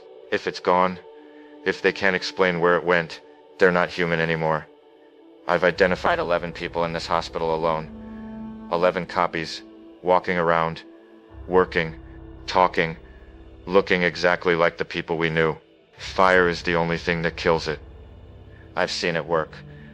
The copies react to fire like animals. They scream, they run, and when they burn, they don't come back. I've barricaded the administrative wing. I've got fuel, accelerant. I'm going to burn this entire section. I can't let them escape. I can't let this spread. If you're seeing this, check everyone around you. Your family, your friends. Don't trust anyone who can't prove they're still themselves. And if you find one, burn it. It's the only way. I don't know what to say. I don't know if this is real. I don't know if David Long was experiencing a breakdown or if he was trying to warn us. But the video is out there. It's spreading. And people are going to see it. They're going to start checking their loved ones for missing fillings, for jewelry that should be there but isn't. This is going to create panic. It already is. I'm seeing reports on social media of people attacking their neighbors, accusing them of being imposters. Please, if you're listening to this, don't do anything rash. Don't hurt anyone. We don't know if any of this is true, but we also can't ignore it. The military's here. The CDC's here. They're not telling us what's happening. And now the hospital is burning. Something is very bad here. I don't know what it is, but it's bad. Stay in your homes. Lock your doors. Don't trust anyone you don't absolutely know. And if something doesn't seem right, it probably isn't. This is Leon Miller. I'll be here all night bringing you updates. God help us all.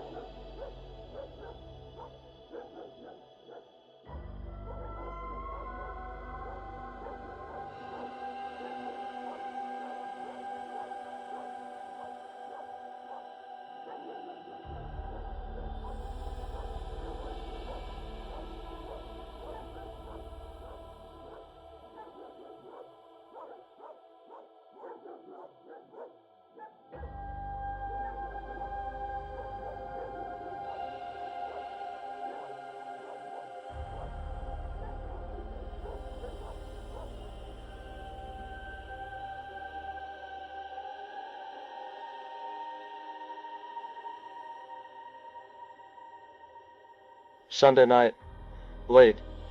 I can hear the sirens from here. The hospital's on fire. We can see the smoke from the living room window. Mom's crying. Dad's pacing. They're scared. Everyone in this town is scared. But Ellie's just sitting there. Same spot on the couch.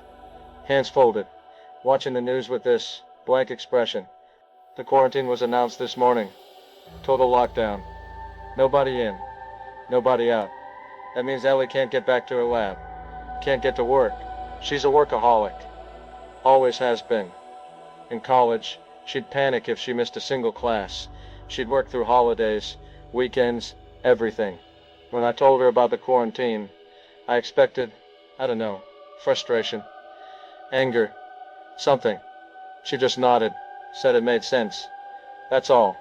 And now the hospital's burning. The news is showing that video.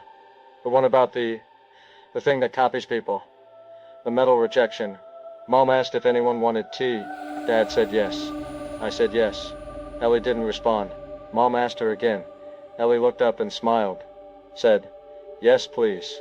With a delay. The pause before she answered.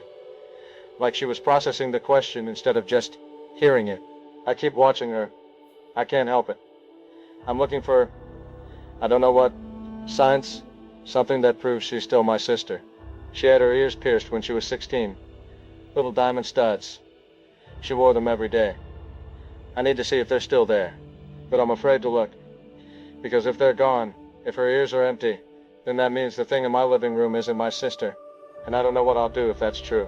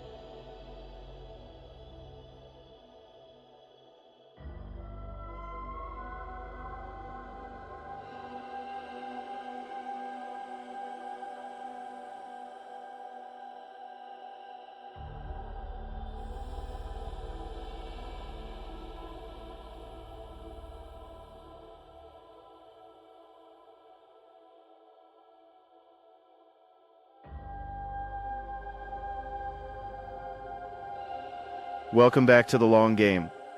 I'm Malcolm Kennedy. I'm going to skip the usual intro because we are not in a usual situation. If you've been following the news out of Montana this week, you know what I'm talking about. If you haven't, catch up before you listen to this. It'll make a lot more sense. My guest tonight is Jill Lyons. Jill is an investigative journalist who has been covering government research programs in military black sites for the better part of 15 years.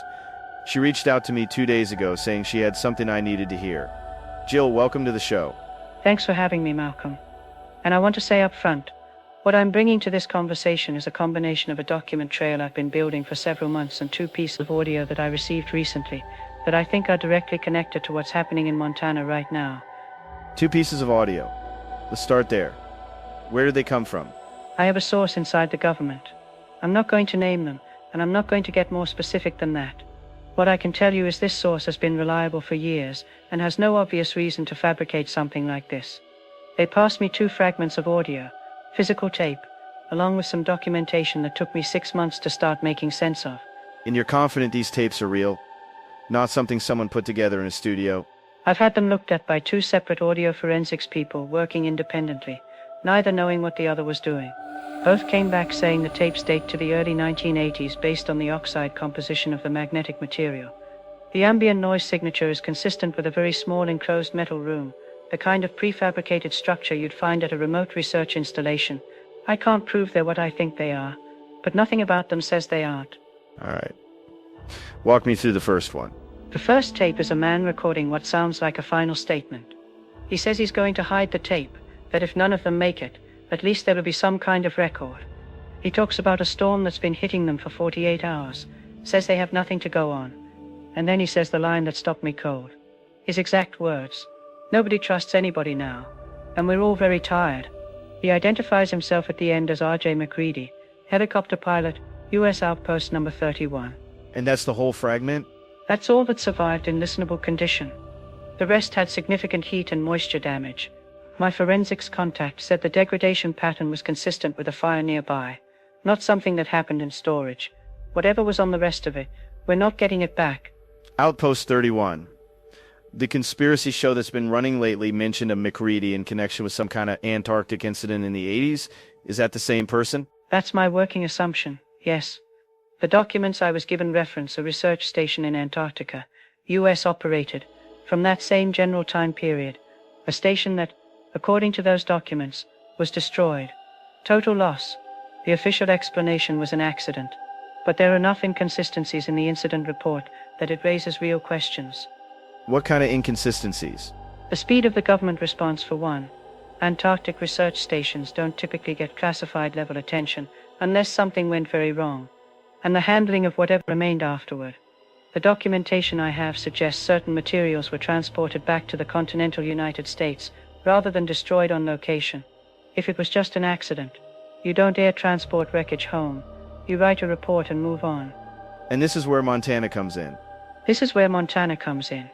The documentation I have, and I want to be careful here, because I'm still working to verify parts of this, indicates that materials from the Outpost 31 incident were eventually transferred to a classified research facility.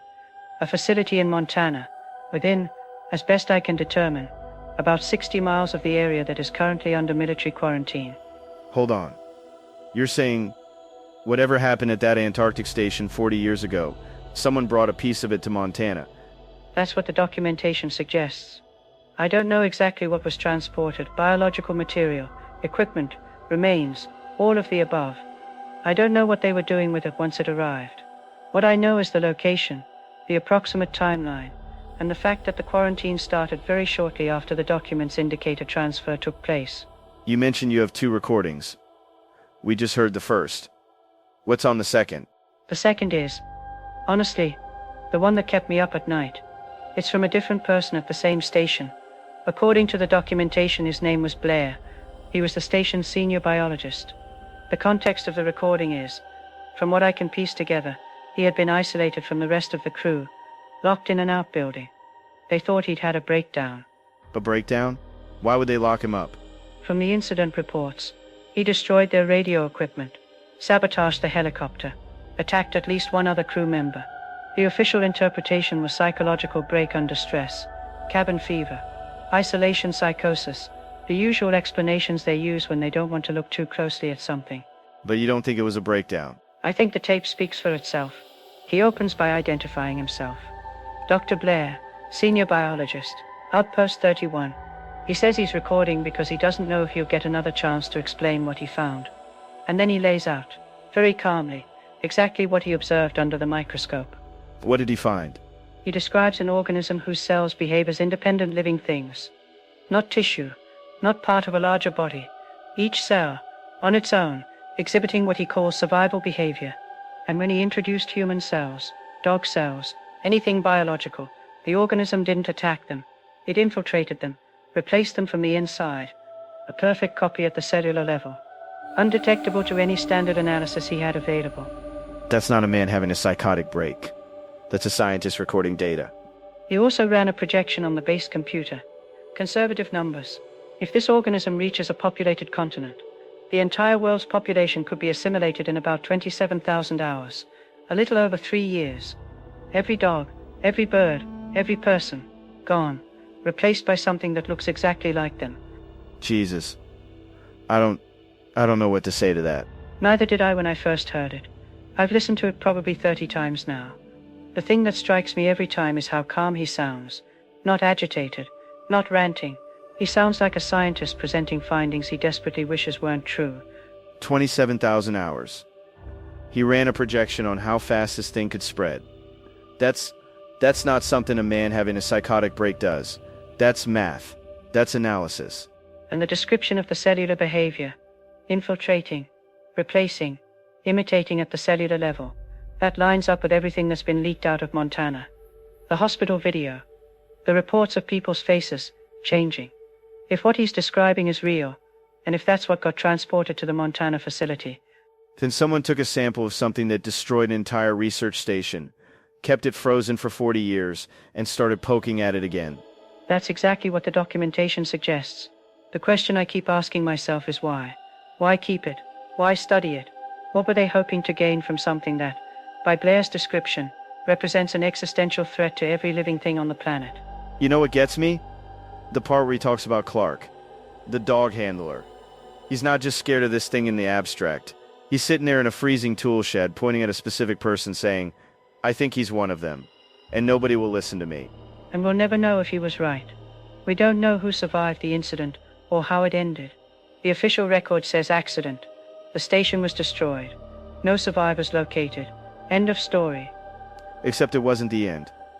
Because they recovered material. They brought it home.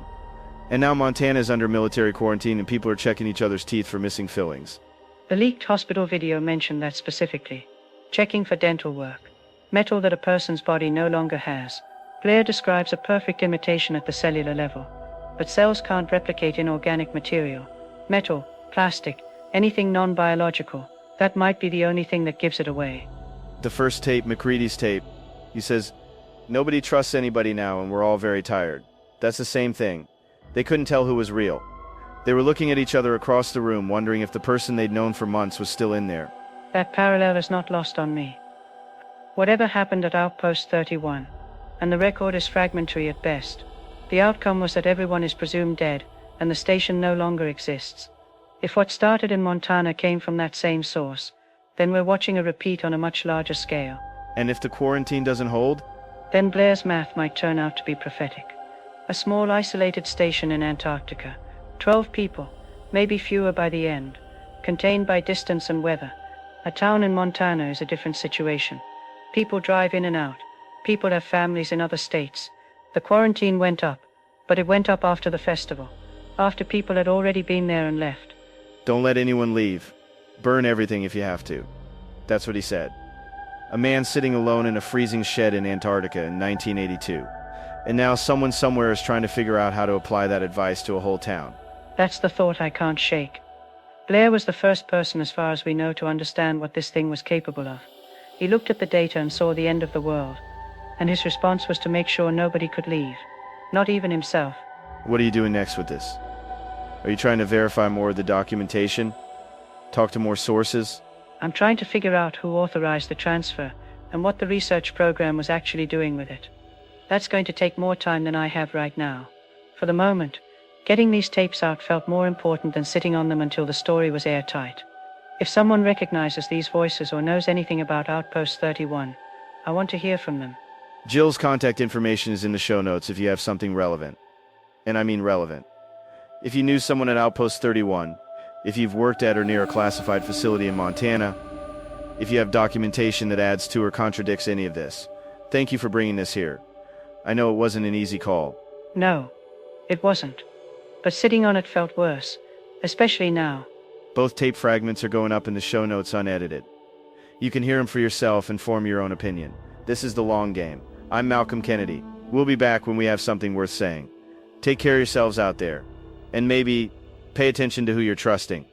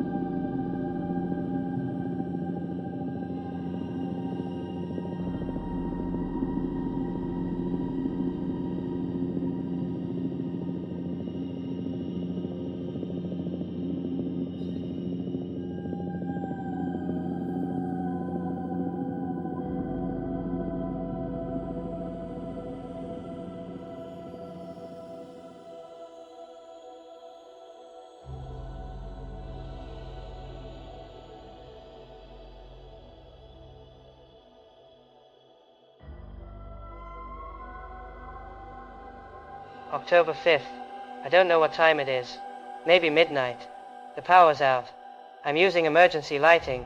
The director lost his mind today. Started shooting people. Said he could tell who was infected just by looking at them. He killed Dr. Harris. Shot him 3 times. But Harris, I thought he was human. The director dragged his body to the incinerator. Said he had to burn the evidence. I was watching on the security feed from the observation room.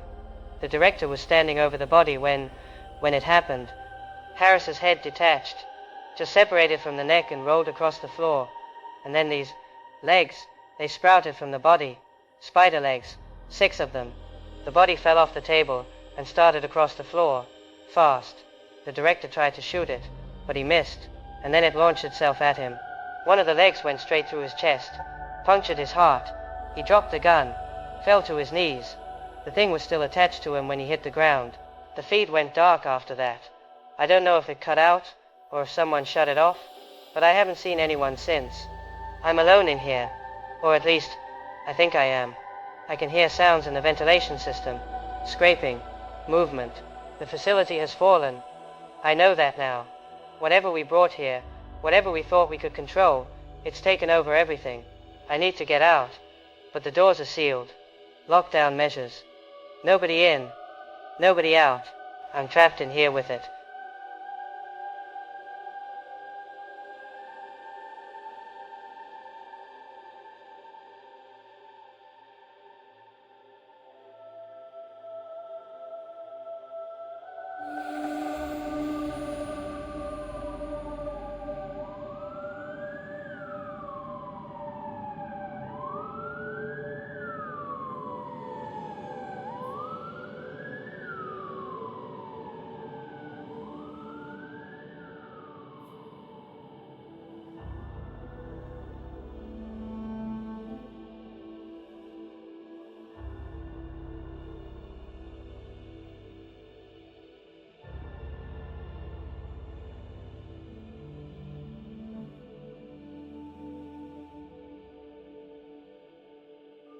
Good morning. It's Monday, and I'm not sure how to begin this broadcast. I'm Leon Miller, and what I'm about to report it's beyond anything I ever thought I'd have to say. The hospital video went viral overnight. The one showing how to identify the imitations, how they can't replicate metal. And now, people are taking matters into their own hands. In the past 12 hours, we've had 7 fires reported across town. Not accidents, deliberate arson. People burning homes they believe are harboring these things. There have been assaults, neighbors attacking neighbors. A woman on Maple Street was beaten by her own daughter because she couldn't produce her wedding ring. She'd had it resized last week and hadn't picked it up yet. The sheriff's office is overwhelmed. They can't respond to every call.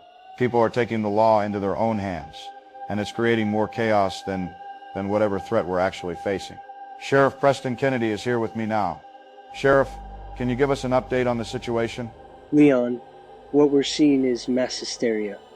People are scared. They're acting on fear, not facts.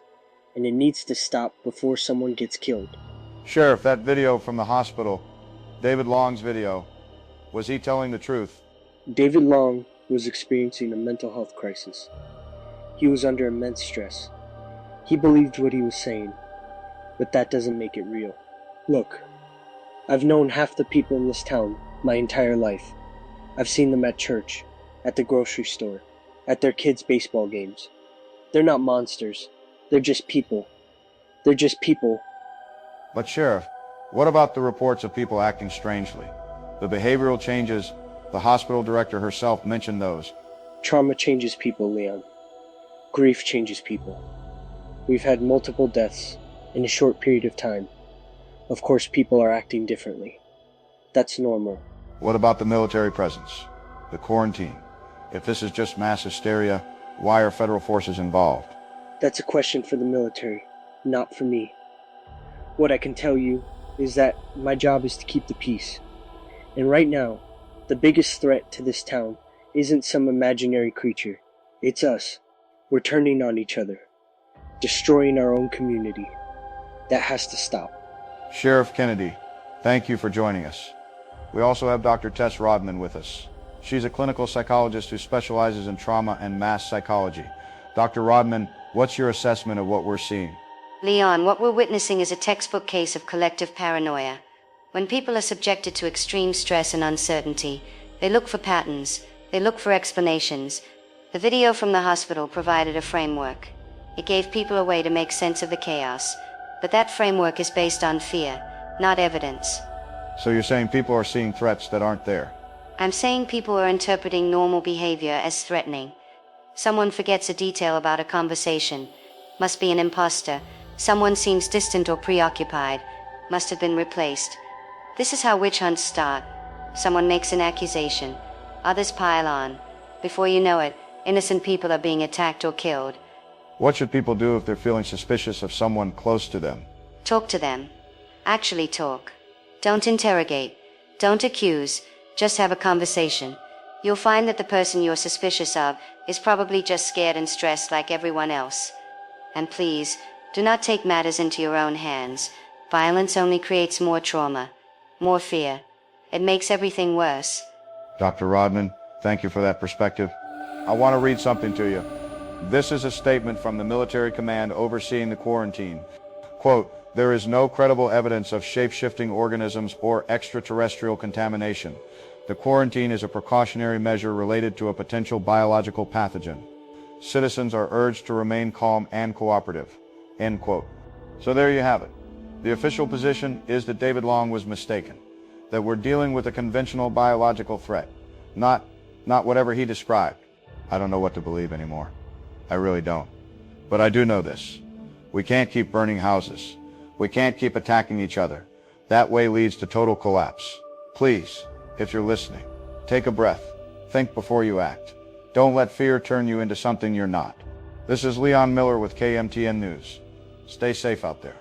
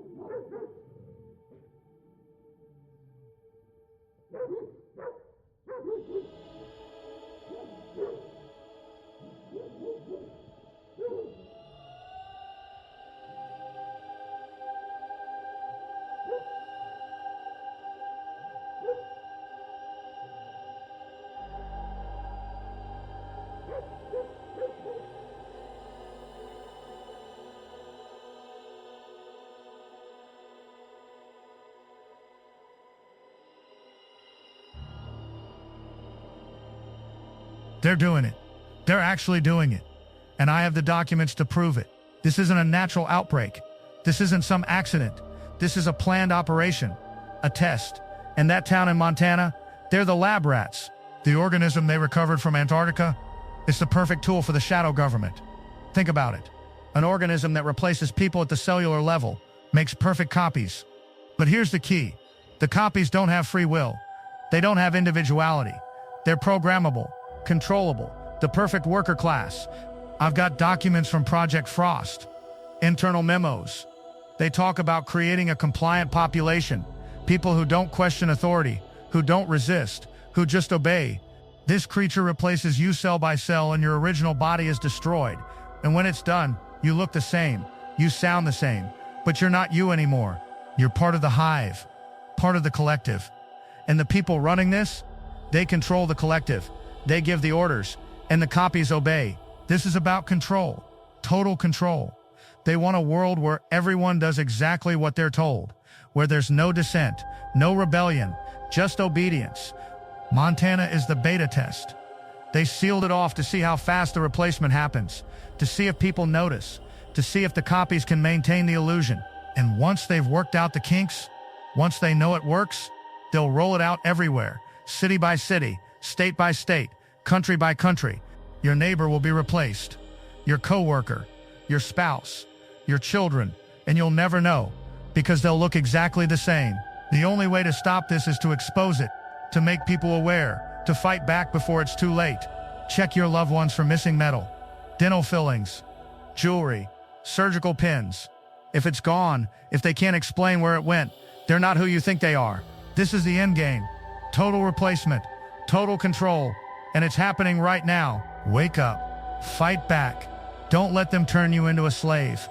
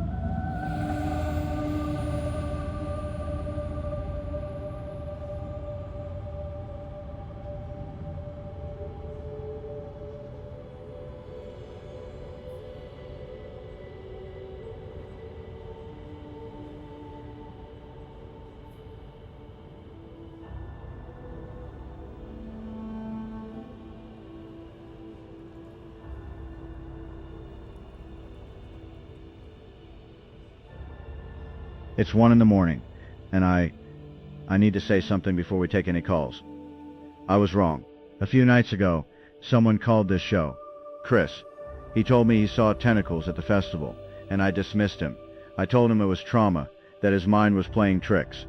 I was wrong. I'm sorry, Chris. If you're listening, I'm sorry. You were trying to warn us. My dog's been whining all night. Won't stop. He's never done that before. Animals know. They can sense when something's not right. Let's go to line 2. You're on Night Talk. Ethan, it's Catherine. I watched my neighbor's face split open this afternoon. Right in front of me. Catherine, are you safe right now? I'm locked in my bathroom.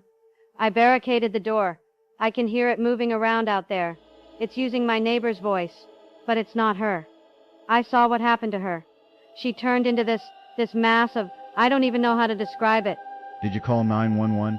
The lines are busy. Nobody's answering. Nobody's answering. Stay where you are and don't open the door. I don't know what else to tell you, Catherine. Just stay safe.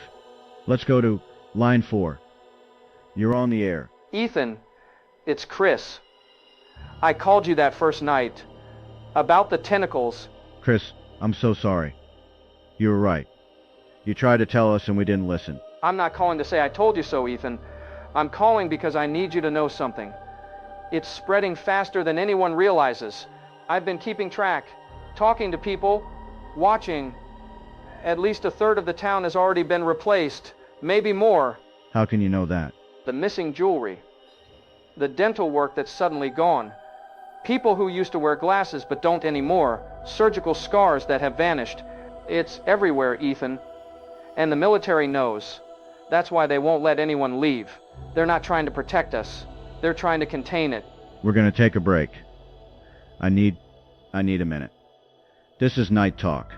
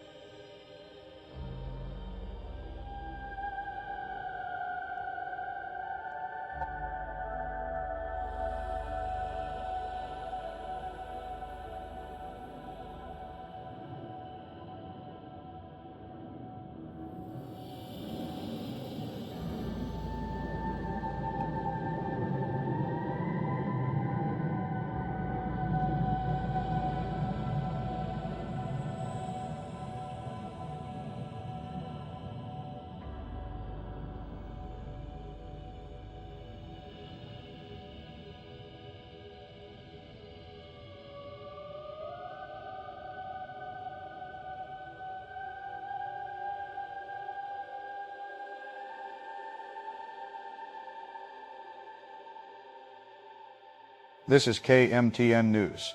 Tuesday afternoon. I'm Leon Miller, and the situation has escalated dramatically. Military teams have begun conducting door-to-door operations throughout the town. They're administering what they're calling mandatory health screenings, blood tests. The procedure is simple. A small blood sample is taken. It's exposed to heat. If the blood reacts, if it moves or pulls away from the heat source, that person is immediately detained.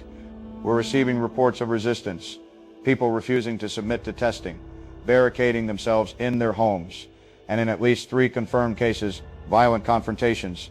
Claire Wright is on the scene of one such incident. Claire, what are you seeing? Leon, I'm standing in front of a house on Cedar Street. Behind me, you can see military vehicles, police cars, and what looks like the aftermath of a firefight. The front of the house is completely destroyed. Windows blown out, bullet holes everywhere. There's blood on the lawn. According to witnesses, a military team approached the house around 10 a.m. They knocked, announced they were conducting health screenings. The residents refused to open the door. The team waited, tried to negotiate, but after about 30 minutes, they forced entry. That's when the shooting started. Do we know who initiated the gunfire? Witnesses say it came from inside the house. But Leon, what happened next it's difficult to describe. One neighbor told me they saw something come out of the house. Not a person, something else. She described it as, her words, a nightmare made of flesh. The military opened fire, full automatic. You can see the shell casings everywhere, and then they used flamethrowers. Flamethrowers? In a residential neighborhood? Leon, I've talked to 3 different witnesses who all say the same thing. The bullets weren't stopping it. Fire was the only thing that worked. The family that lived here was the Johnsons. Mother, father, 2 teenage sons. None of them survived. Were they infected? The military isn't saying. They've cordoned off the entire block. Cleanup crews are removing the remains. Claire, have you heard reports of other incidents like this? At least 2 more. One on Elm Street, another near the old elementary school. Same pattern, forced entry, violence, fire. How many people have been detained so far? The military won't provide numbers, but I've been keeping count based on witness reports. At least 50 people have been taken away in the past 6 hours, maybe more. Taken where? Nobody knows. They're loaded into armored transports and driven out of town, past the barricades, and they don't come back. Thank you, Claire. Stay safe out there. Folks, I need to tell you something. I had my blood tested this morning, voluntarily. I wanted to know. They took a small sample, put it in a metal dish, applied a heated wire. My blood just sat there.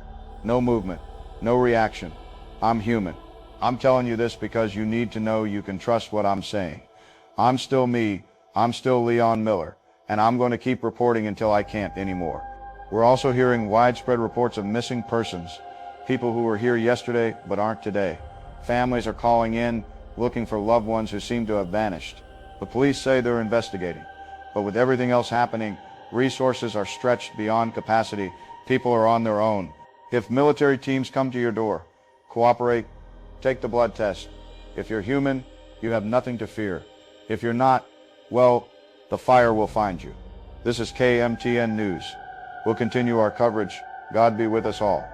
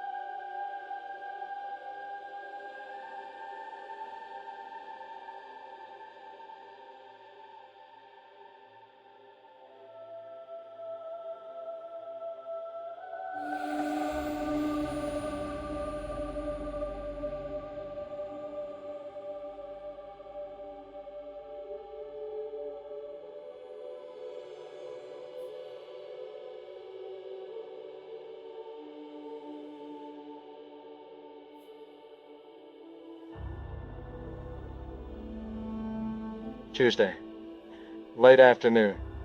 I found it. I was in the upstairs bathroom, Dad's bathroom. I went in there to, I don't know, get away from them for a minute. And there it was on the shower floor, his pacemaker. The one they implanted 3 years ago after his heart attack. Just lying there, still attached to pieces of tissue. I picked it up. I don't know why. My hands were shaking. I just stood there holding it, trying to understand what it meant. And then I thought about Mom. Her arthritis, she's had it for 15 years. Bad enough that she couldn't open jars anymore, couldn't knit. Her hands were always swollen. But yesterday, I watched her open a pickle jar. No hesitation, no pain. Her hands looked perfect, smooth, like she was 20 years old again. I went back downstairs, sat on the couch. Dad was reading the paper. Mom was folding laundry. Ellie was staring out the window. They all looked so normal, so familiar. But they're not. None of them are. My family is gone. They've been replaced. And I'm alone in this house with whatever took their place. I'm in my room now, door locked. I've been listening to the news. The military is doing blood tests, going door to door. I'm praying they come here. I'm praying they test everyone in this house. Because when they do, when they put that hot wire to their blood, it's going to react, and then I'll know I'm not crazy. But the patrols seem to have stopped. I haven't heard any military vehicles in hours. No gunfire. No sirens. Just quiet. Why did they stop? Did they run out of people to test? Or did they realize there's no point anymore? I can hear them downstairs, moving around, talking quietly. They sound like my family. They sound exactly like them. But they're not. They're not.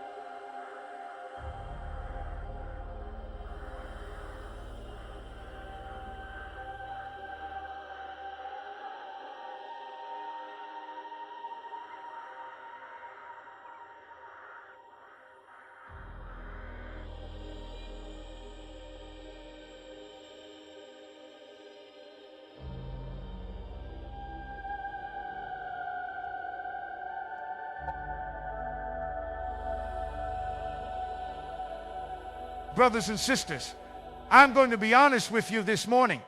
I don't know how to preach this sermon. I've been a pastor for 32 years. I've preached through grief, through loss, through tragedy. But this, what we're facing now, I don't have words for it. The scripture I chose today is from Matthew chapter 7, verse 15. Beware of false prophets, which come to you in sheep's clothing, but inwardly they are ravening wolves. I picked this passage before I understood what it meant, before I knew how literal it would become. Jesus was warning us about deception, about things that look righteous on the outside but carry darkness within. False teachers, false prophets, wolves in sheep's clothing. But what do we do when the deception isn't spiritual? What do we do when the wolf looks exactly like our neighbor, our friend, our family? I've been asking myself, how do you love your neighbor when you're not sure they're still your neighbor? How do you show compassion when compassion might get you killed? Jesus told us to love our enemies, to turn the other cheek, to forgive 70 times 7. But this isn't an enemy. This is something wearing the face of someone we loved. I've had 3 families come to me this week, crying, terrified. They think their loved ones have been replaced, and I don't know what to tell them. Do I tell them to have faith, to trust in God's plan? Do I tell them that everything happens for a reason when their husband, their wife, their child might be gone forever? I don't have answers. I wish I did, but I'm just as lost as you are. What I do know is this: God is with us, even in this darkness, even when we can't see the path forward. He's here, but I'll be honest, I'm struggling to feel him. I'm struggling to understand why this is happening. Why us? Why now? The military is doing blood tests, forcing people to prove they're human. And I keep thinking, what does it mean to be human? Is it our bodies, our memories, our souls? If something takes your body but leaves your thoughts intact, are you still you? Or are you already gone? I don't know. And that terrifies me. All I can do is pray. Pray for strength. Pray for wisdom. Pray for deliverance. And pray that when this is over, if we survive, we can still recognize each other. Not just with our eyes, but with our hearts. Let us pray. Lord, we're scared. We're lost. We don't understand what's happening, but we trust that you're still here, that you haven't abandoned us. Give us the strength to face what's coming. Give us the wisdom to know who to trust, and give us the courage to do what needs to be done. In Jesus' name, amen.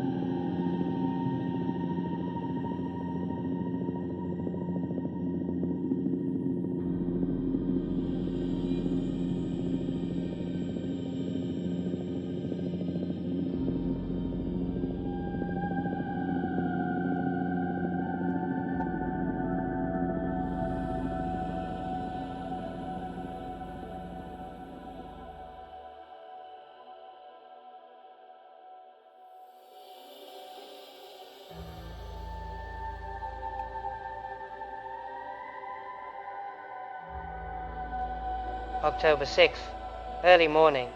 I wanted to record one final entry before I leave. I realize now that I was overreacting in my previous recordings. The stress of the work environment affected my judgment. I apologize for any alarm I may have caused. The incident with Dr. Roberts was unfortunate, but the cleanup crews handled it efficiently. The facility is secure. All containment measures are functioning as intended. The director is on his way to Washington to meet with congressional representatives. They were very pleased with our progress. The research is moving forward. We're making excellent strides. I've been granted leave to visit my family. They're in town for the fall festival. I'm looking forward to seeing them. It's been too long. My brother Joe has been anxious lately. I think spending time together will help him feel better. Family is important. We should all be together. The work here will continue in my absence. My colleagues are very capable. We're all working toward the same goal. Unity, understanding, progress. I feel very peaceful today. Calm, focused. All the stress and fear from before has lifted. I understand things much more clearly now. We're not in danger. We never were. We're simply evolving, becoming something better, something unified. I'll see my family soon. We'll be together, all of us, forever.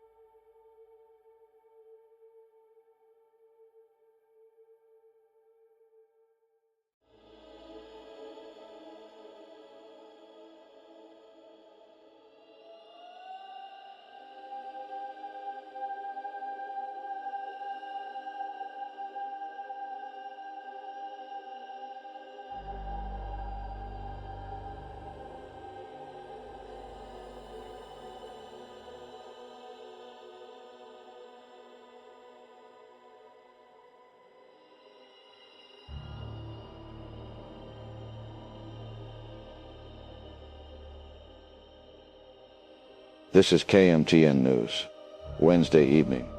I'm Leon Miller. I'm alone here at the station. Everyone else is gone. I don't know where they went. I came in this morning and the building was empty. There's no script for this. No teleprompter. This is just me talking, trying to warn you while I still can. The blood test stopped yesterday afternoon. No explanation. The military just pulled back, went quiet. I've been watching the streets from the window up here. It looks normal. People walking, cars driving. Everything looks perfectly normal, but it's not. I know it's not, because I've been counting, keeping track of faces I recognize. Tom Ford walked past the station this morning. I've known Tom for 20 years. He's had a prosthetic leg since his accident in 2008. Always walked with a limp. He walked past with 2 good legs. No limp. Perfect stride. They're gone. All of them. Replaced. And the things wearing their faces are walking around like nothing happened. If you're listening to this, if you're still human, you need to understand something. You can't trust anyone. Not your neighbor. Not your coworker. Not your friends. Not your husband. Not your wife. Not your children. Check them. Look for the metal that should be there. Dental work. Jewelry they always wore. Surgical scars. Anything that proves they're still themselves. And if it's gone, if they can't explain it, run. I don't know how much longer I can stay here. The power keeps flickering. I keep hearing sounds in the building, footsteps in the hallway. This might be my last broadcast. I don't know. But if it is, I want you to know this. We lost. The town is gone. Most of us are already gone. And if you're outside these walls, listening to this broadcast, don't let them lift the quarantine. Don't let anyone leave. Burn it all. Burn the whole town to the ground if you have to. Because if they get out, if they reach the cities, it's over. For all of us. This is Leon Miller. KMTN News. Stay human.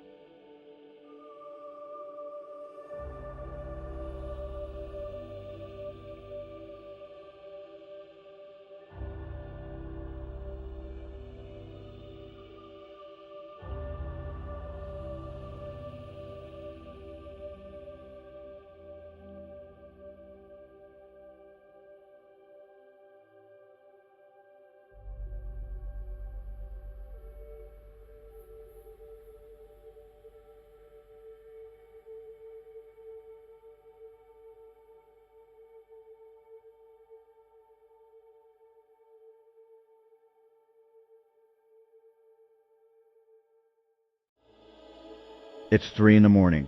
Night talk. I'm Ethan Dawson. And I don't know what to say anymore. My dog won't stop growling. He's been doing it for hours. Just sitting there in the corner, staring at the door, growling. Let's go to the phones. Line 1. You're on the air. Hello, Ethan. This is Chris. I wanted to call and let you know that everything is fine now. Chris? Is that really you? Of course it's me. I know I was worried before, but I realize now that I was mistaken. The situation has been resolved. We're all safe. Chris, you said a third of the town was replaced. You were tracking people. What changed? I was stressed. We all were. But the military conducted their tests. Everything came back normal. There's nothing to worry about. You don't sound like yourself. I'm just relieved. We're all relieved. You should be too, Ethan. Everything is fine. I'm gonna go to another line. Line 3. Go ahead. Ethan, it's Bill. I wanted to apologize for the things I said before. I was spreading fear.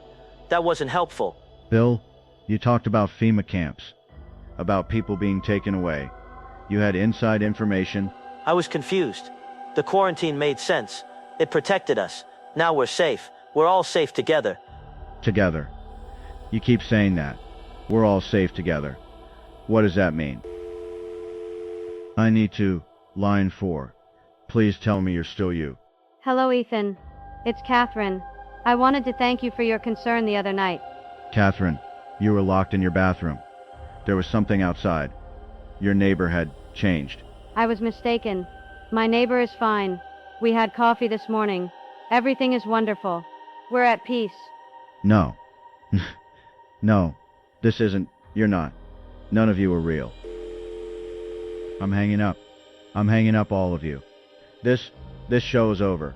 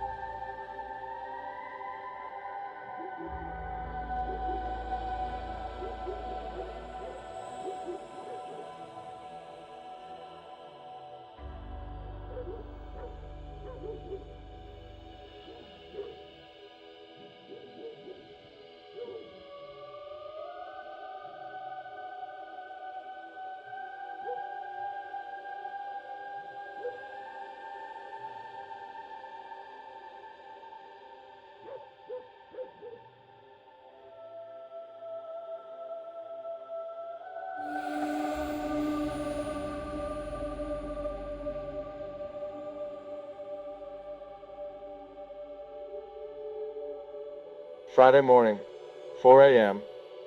I'm leaving right now. I'm leaving right now. The news said the quarantine is lifting. The barricades are coming down. If I can just get to my car, if I can just get out before they wake up, I can make it. I've got my backpack, water, some food, my wallet. The car keys are in my pocket. I just need to get down the stairs without making noise. They're all downstairs. I can hear them moving around in the kitchen, making breakfast, like it's a normal Friday morning, like nothing happened. Joel, where are you going? Ellie. Oh, I was just getting some fresh air. At 4 in the morning? With a packed bag? Joel, you're not thinking clearly. Stay back. Just stay away from me. We're worried about you. We're a family. Families stay together. You're not Ellie. You're not my sister. Of course I'm Ellie. Who else would I be? Come downstairs. Mom made pancakes. Your favorites. No. No. Get away from me. Don't touch.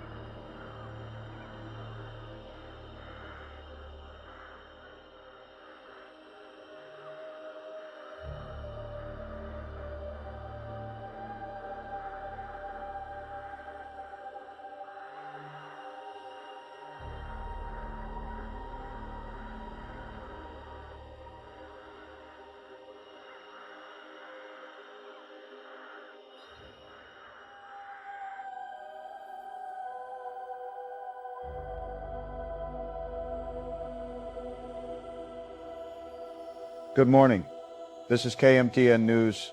I'm Leon Miller, and I want to begin with an apology. My broadcast on Wednesday evening was unprofessional. The things I said were inflammatory and inaccurate. I allowed the stress of recent events to cloud my judgment. I told you not to trust your neighbors, your families. That was irresponsible.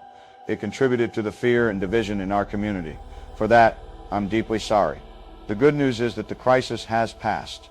The quarantine is being lifted as of this morning. All health screenings have been completed, and the results are overwhelmingly positive. We have Colonel Arthur Rodman with us to provide an official update. Colonel, thank you for joining us this morning. Thank you, Leon. I'm pleased to report that the biological threat has been eliminated. Our teams conducted extensive testing throughout the community. All contamination has been neutralized. Can you tell us what the threat was, Colonel? A localized bacterial contamination, unusual in its presentation, but ultimately manageable. We identified the source, implemented containment measures, and the situation is now resolved. There were reports of unusual incidents, violent confrontations, people claiming their loved ones had changed. How do you explain those? Mass hysteria is a well-documented phenomenon. When communities are under stress, people see patterns where none exist. The video from the hospital, while tragic, was the product of a confused individual experiencing a mental health crisis. There were no shapeshifters, no extraterrestrial organisms, just fear and misunderstanding. So the blood tests that were conducted, what did they show? The test confirmed what we suspected. The contamination was bacterial, not cellular. Standard medical intervention was sufficient. Everyone tested came back clear. That's wonderful news. When can people expect to resume normal activities? The barricades are being removed as we speak. Roads will be open by noon. Businesses can reopen immediately. Life can return to normal. Colonel, what about the people who were detained during the crisis? They've been treated and released. Medical observation was necessary given the uncertainty of the situation. But they're all healthy, all accounted for, all returning home. That's a relief. I know many families have been worried. There's no need for worry anymore. The community is safe, united, ready to move forward. Colonel Arthur Rodman, thank you for that update. In other news, the weather forecast for this weekend looks excellent. Sunny skies, mild temperatures, perfect conditions for the rescheduled fall festival. Town officials are planning a community gathering to celebrate the end of the quarantine. Food, music, activities for families, a chance to come together and heal. I encourage everyone to attend. We've been through a difficult time. We need to reconnect. Remember what makes this community special. The high school football team will be playing their first game since the tragedy. The community is rallying around the team, showing support, coming together. Everything is returning to normal. Better than normal. We're stronger now, more united. The fear and suspicion of the past week can be put behind us. We don't need to check our neighbors for missing jewelry. We don't need to question whether our loved ones are who they say they are. We can trust each other again. We can be a community again. This is Leon Miller with KMTN News. Have a wonderful day, and welcome home.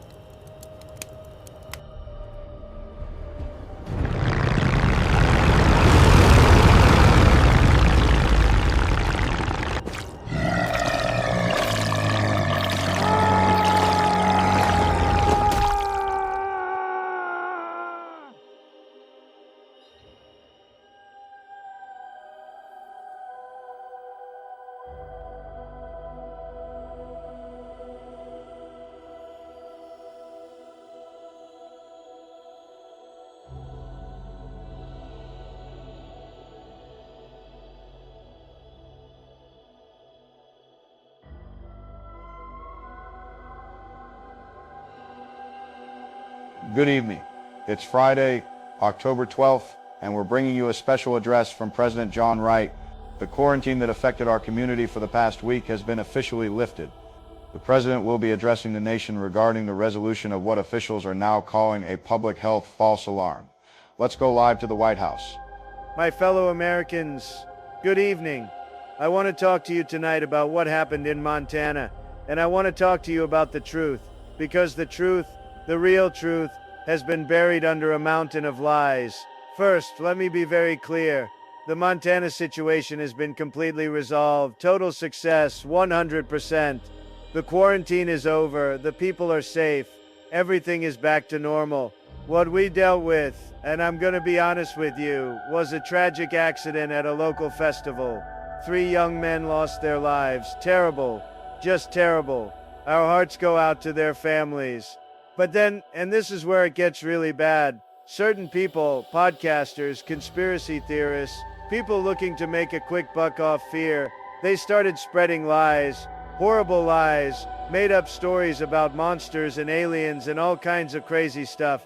You know, this isn't the first time this has happened in America. Back in 1938, there was a radio show, War of the Worlds, Orson Welles, great broadcaster, by the way, but he did a radio play about an alien invasion, and people believed it.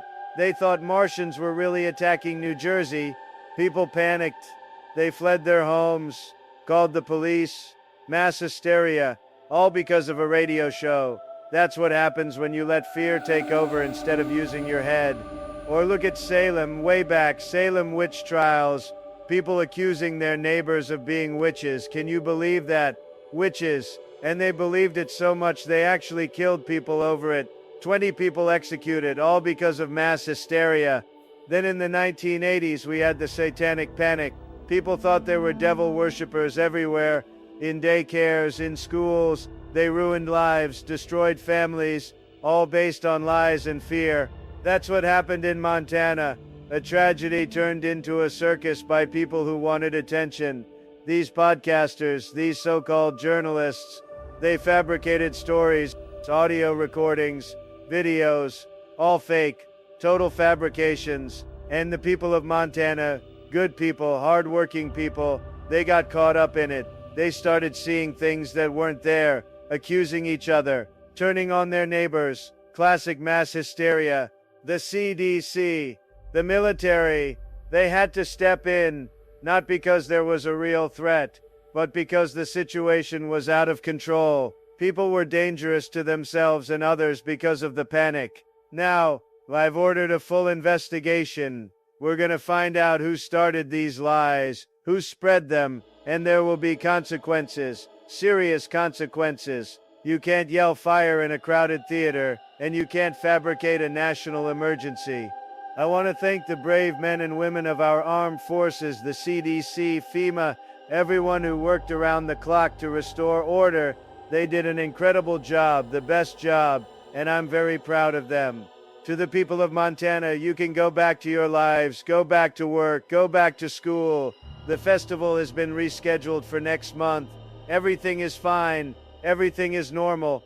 And to everyone watching, I want you to remember something. Don't believe everything you hear on the internet. Don't believe conspiracy theories. Don't let fear control you.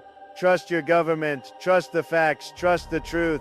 We're the greatest country in the world. We don't fall apart because of rumors. We stand strong. We stand together. We stand united. God bless you. God bless Montana. And God bless the United States of America. President John Wright, speaking from the White House.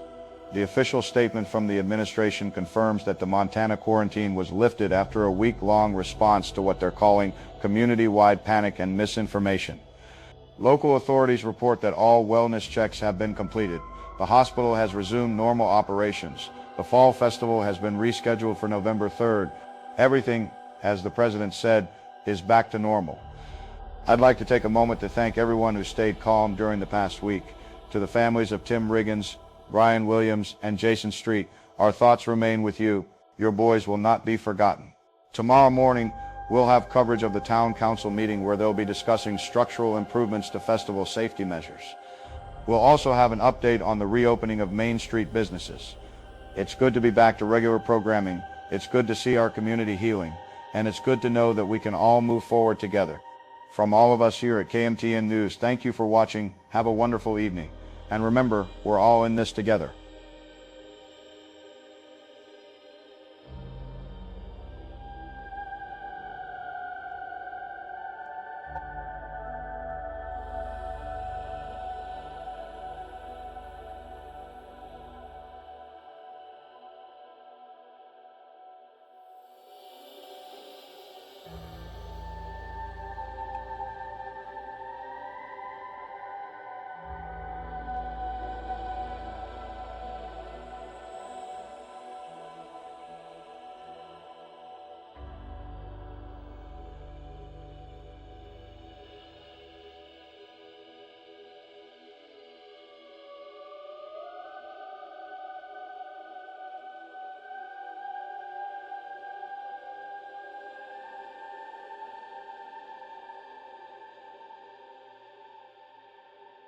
If you're hearing this, congratulations. You're still human, or at least you think you are. I'm Tommy Wesker, and this is probably my last broadcast. 1 year. It's been exactly 1 year since the president stood at that podium and told us to embrace biological frontiers. 1 year since the borders opened. 1 year since they stopped pretending. I kept this channel alive as long as I could. Broadcasting from bunkers, from basements, from the back of a moving truck once when they got too close. I told you what was happening when nobody else would. I told you about Montana. I told you about Outpost 31. I told you about the cells, about the imitations, about the thing that wears your neighbor's face. And now I'm going to tell you what happened this year, because somebody has to say it out loud before there's nobody left to say it. After the quarantine lifted, after the all clear, after the president's little speech about new frontiers, it spread fast. Not like a disease, like a plan. Leadership first. Always leadership first. Mayors, governors, joint chiefs, CEOs. Anyone with access, anyone with authority, anyone who could open a door or sign an order. By March, they had the Pentagon. By June, they had Congress. By September, they had most of Europe and half of Asia. We fought back. God help us. We tried. There were skirmishes, whole military units that figured it out and went dark, refused orders, started burning everything that moved. The Texas Guard held San Antonio for 3 weeks. 3 weeks. Until someone inside the perimeter turned and it all fell apart in a single night. That's how it always went. You could win every battle, hold every line, and then one of your own would open the gate. The mainstream stopped broadcasting around August. Or I should say, the mainstream stopped being the mainstream. The anchors are still there, the channels are still running, but it's all calm now. All smiles, all unity and progress and biological harmony. They don't even pretend there was ever a crisis. Just a brief period of adjustment. They call it a transition, the ascension of a new paradigm. They love that word now, paradigm. Here's the part that keeps me up at night.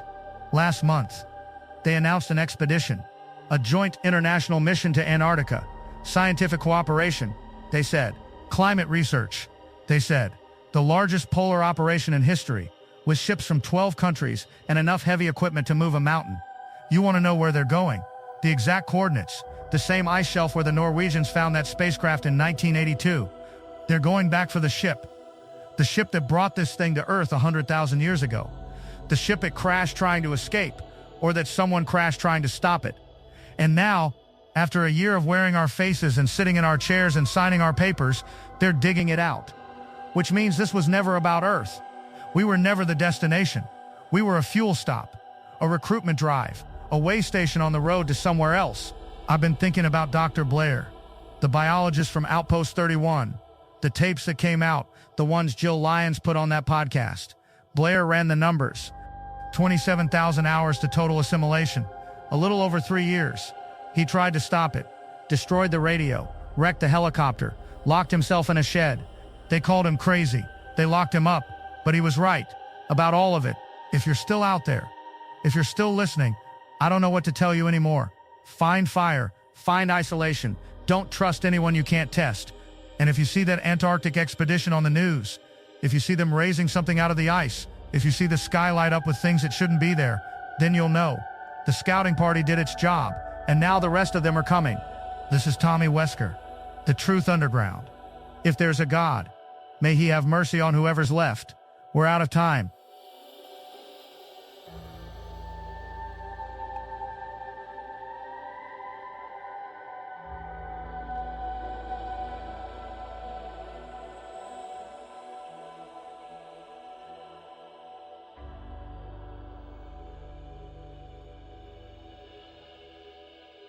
This is K7 Echo Mike, calling any station.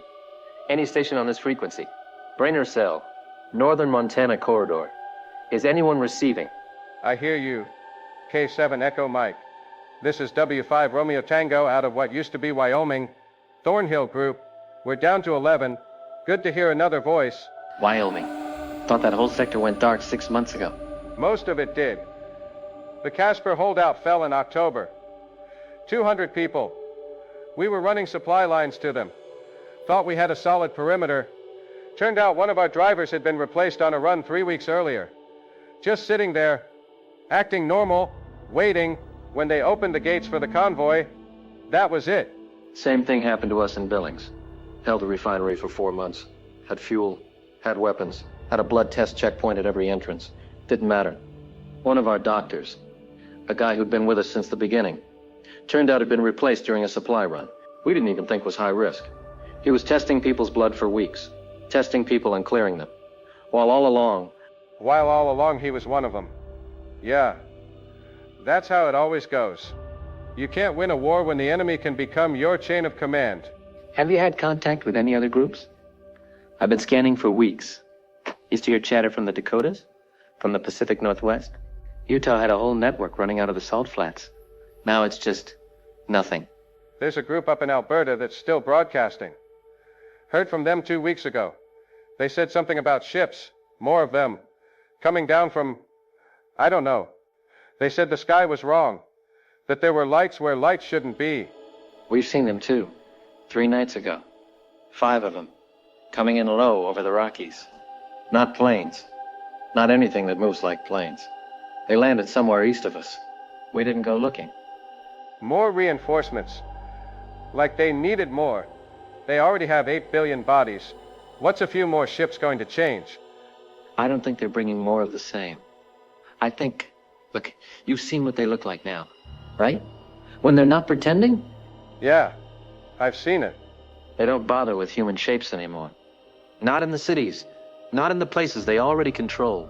We sent a scout into Helena last month. Kid named Danny, 19 years old. He came back white as paper and couldn't talk for 2 days. When he finally did, he said they're walking in the streets, out in the open, 8, 9 feet tall, limbs that didn't bend right, faces that were, he said, melted, like wax that forgot what it was supposed to be, just moving through the city like they owned it, because they do. The scouting party's over. That's what Tommy Wesker said in his last broadcast. They didn't need us for us. They needed us to build their numbers, repair their ship, call home. Now that it's done, they don't need the masks anymore. Danny said, he said some of them were huge, like they'd merged. Multiple bodies fused into one mass. All eyes and limbs and things he couldn't name. Just standing there, watching, like they were waiting for something. How many do you have left in your group? 7. We were 32 when we started. Lost 5 in Billings. Lost more running north. Lost 3 last week when we tried to raid a supply depot. One of the 3. One of them changed in the middle of the fight. Right there. 1 second he was shooting at them. The next he... That's the thing that breaks you. Not the monsters. You can fight monsters, but you can't fight something that looks exactly like the person you trust. Right up until the moment it opens up and swallows you. We've been testing every 12 hours now. Blood tests, metal checks, the whole routine. And we still can't be sure. I've started sleeping with the flare in my hand. I don't know if I'd have time to use it, but at least I'd take one of them with me. Listen, I don't know how long we can keep this up. Food's running low, fuel's almost gone, and every time we go out looking for more, we risk bringing one of them back with us. If you hear of anywhere still holding, anywhere with actual walls and actual people... I don't think there is anywhere. Not anymore.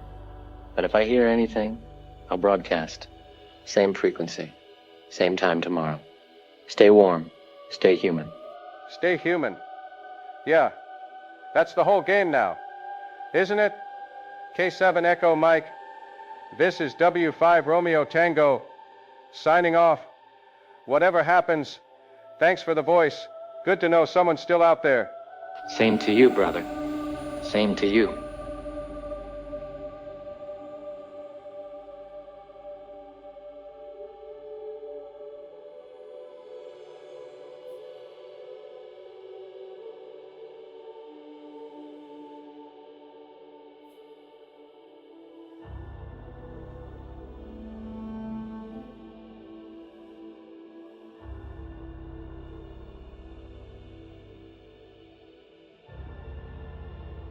I'm not broadcasting this.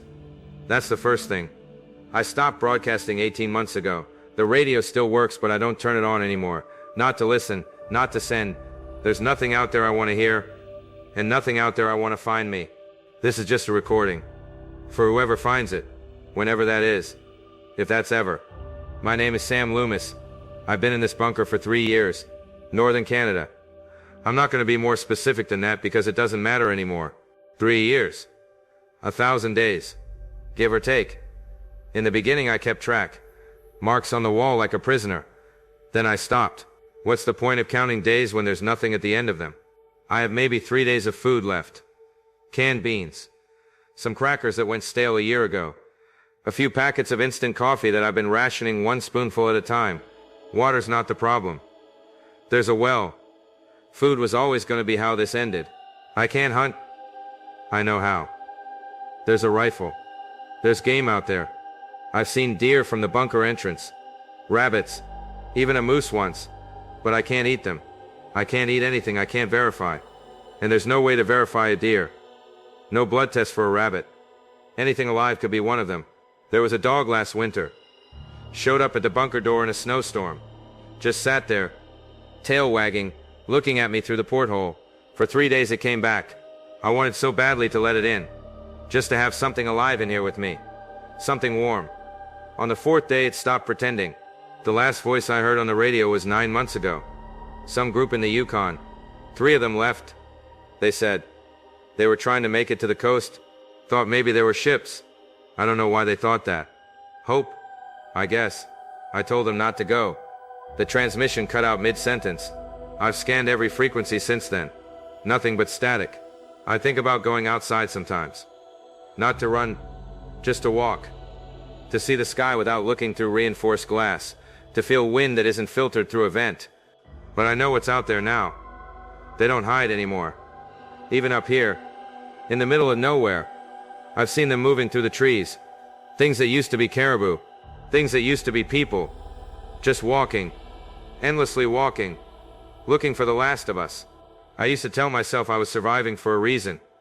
That someday there'd be a rescue. That the military had a plan.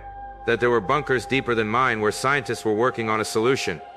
I stopped believing that a long time ago. There's no rescue. There's no plan. There's just this. Waiting in the dark for the food to run out. I have a choice coming. 3 days from now? Maybe less. I can open that door and walk into whatever's waiting. I can eat whatever I find and take my chances. Or I can stay here and let the cold take me when the generator finally dies. None of those are good options. But I've had 3 years to make peace with that. I'm making this recording because... I don't know. Because someone should. Because silence feels like giving up. Because in 1,000 years, or a million, maybe something else will come to this planet. Something that isn't part of the collective. And maybe they'll find this bunker. And maybe they'll wonder what happened to the species that built it. We were here. That's what I want this to say. We were here and we fought, and in the end it wasn't enough. But we were here. This is Sam Loomis, last of the Yukon cell, last voice in the long winter, signing off for good.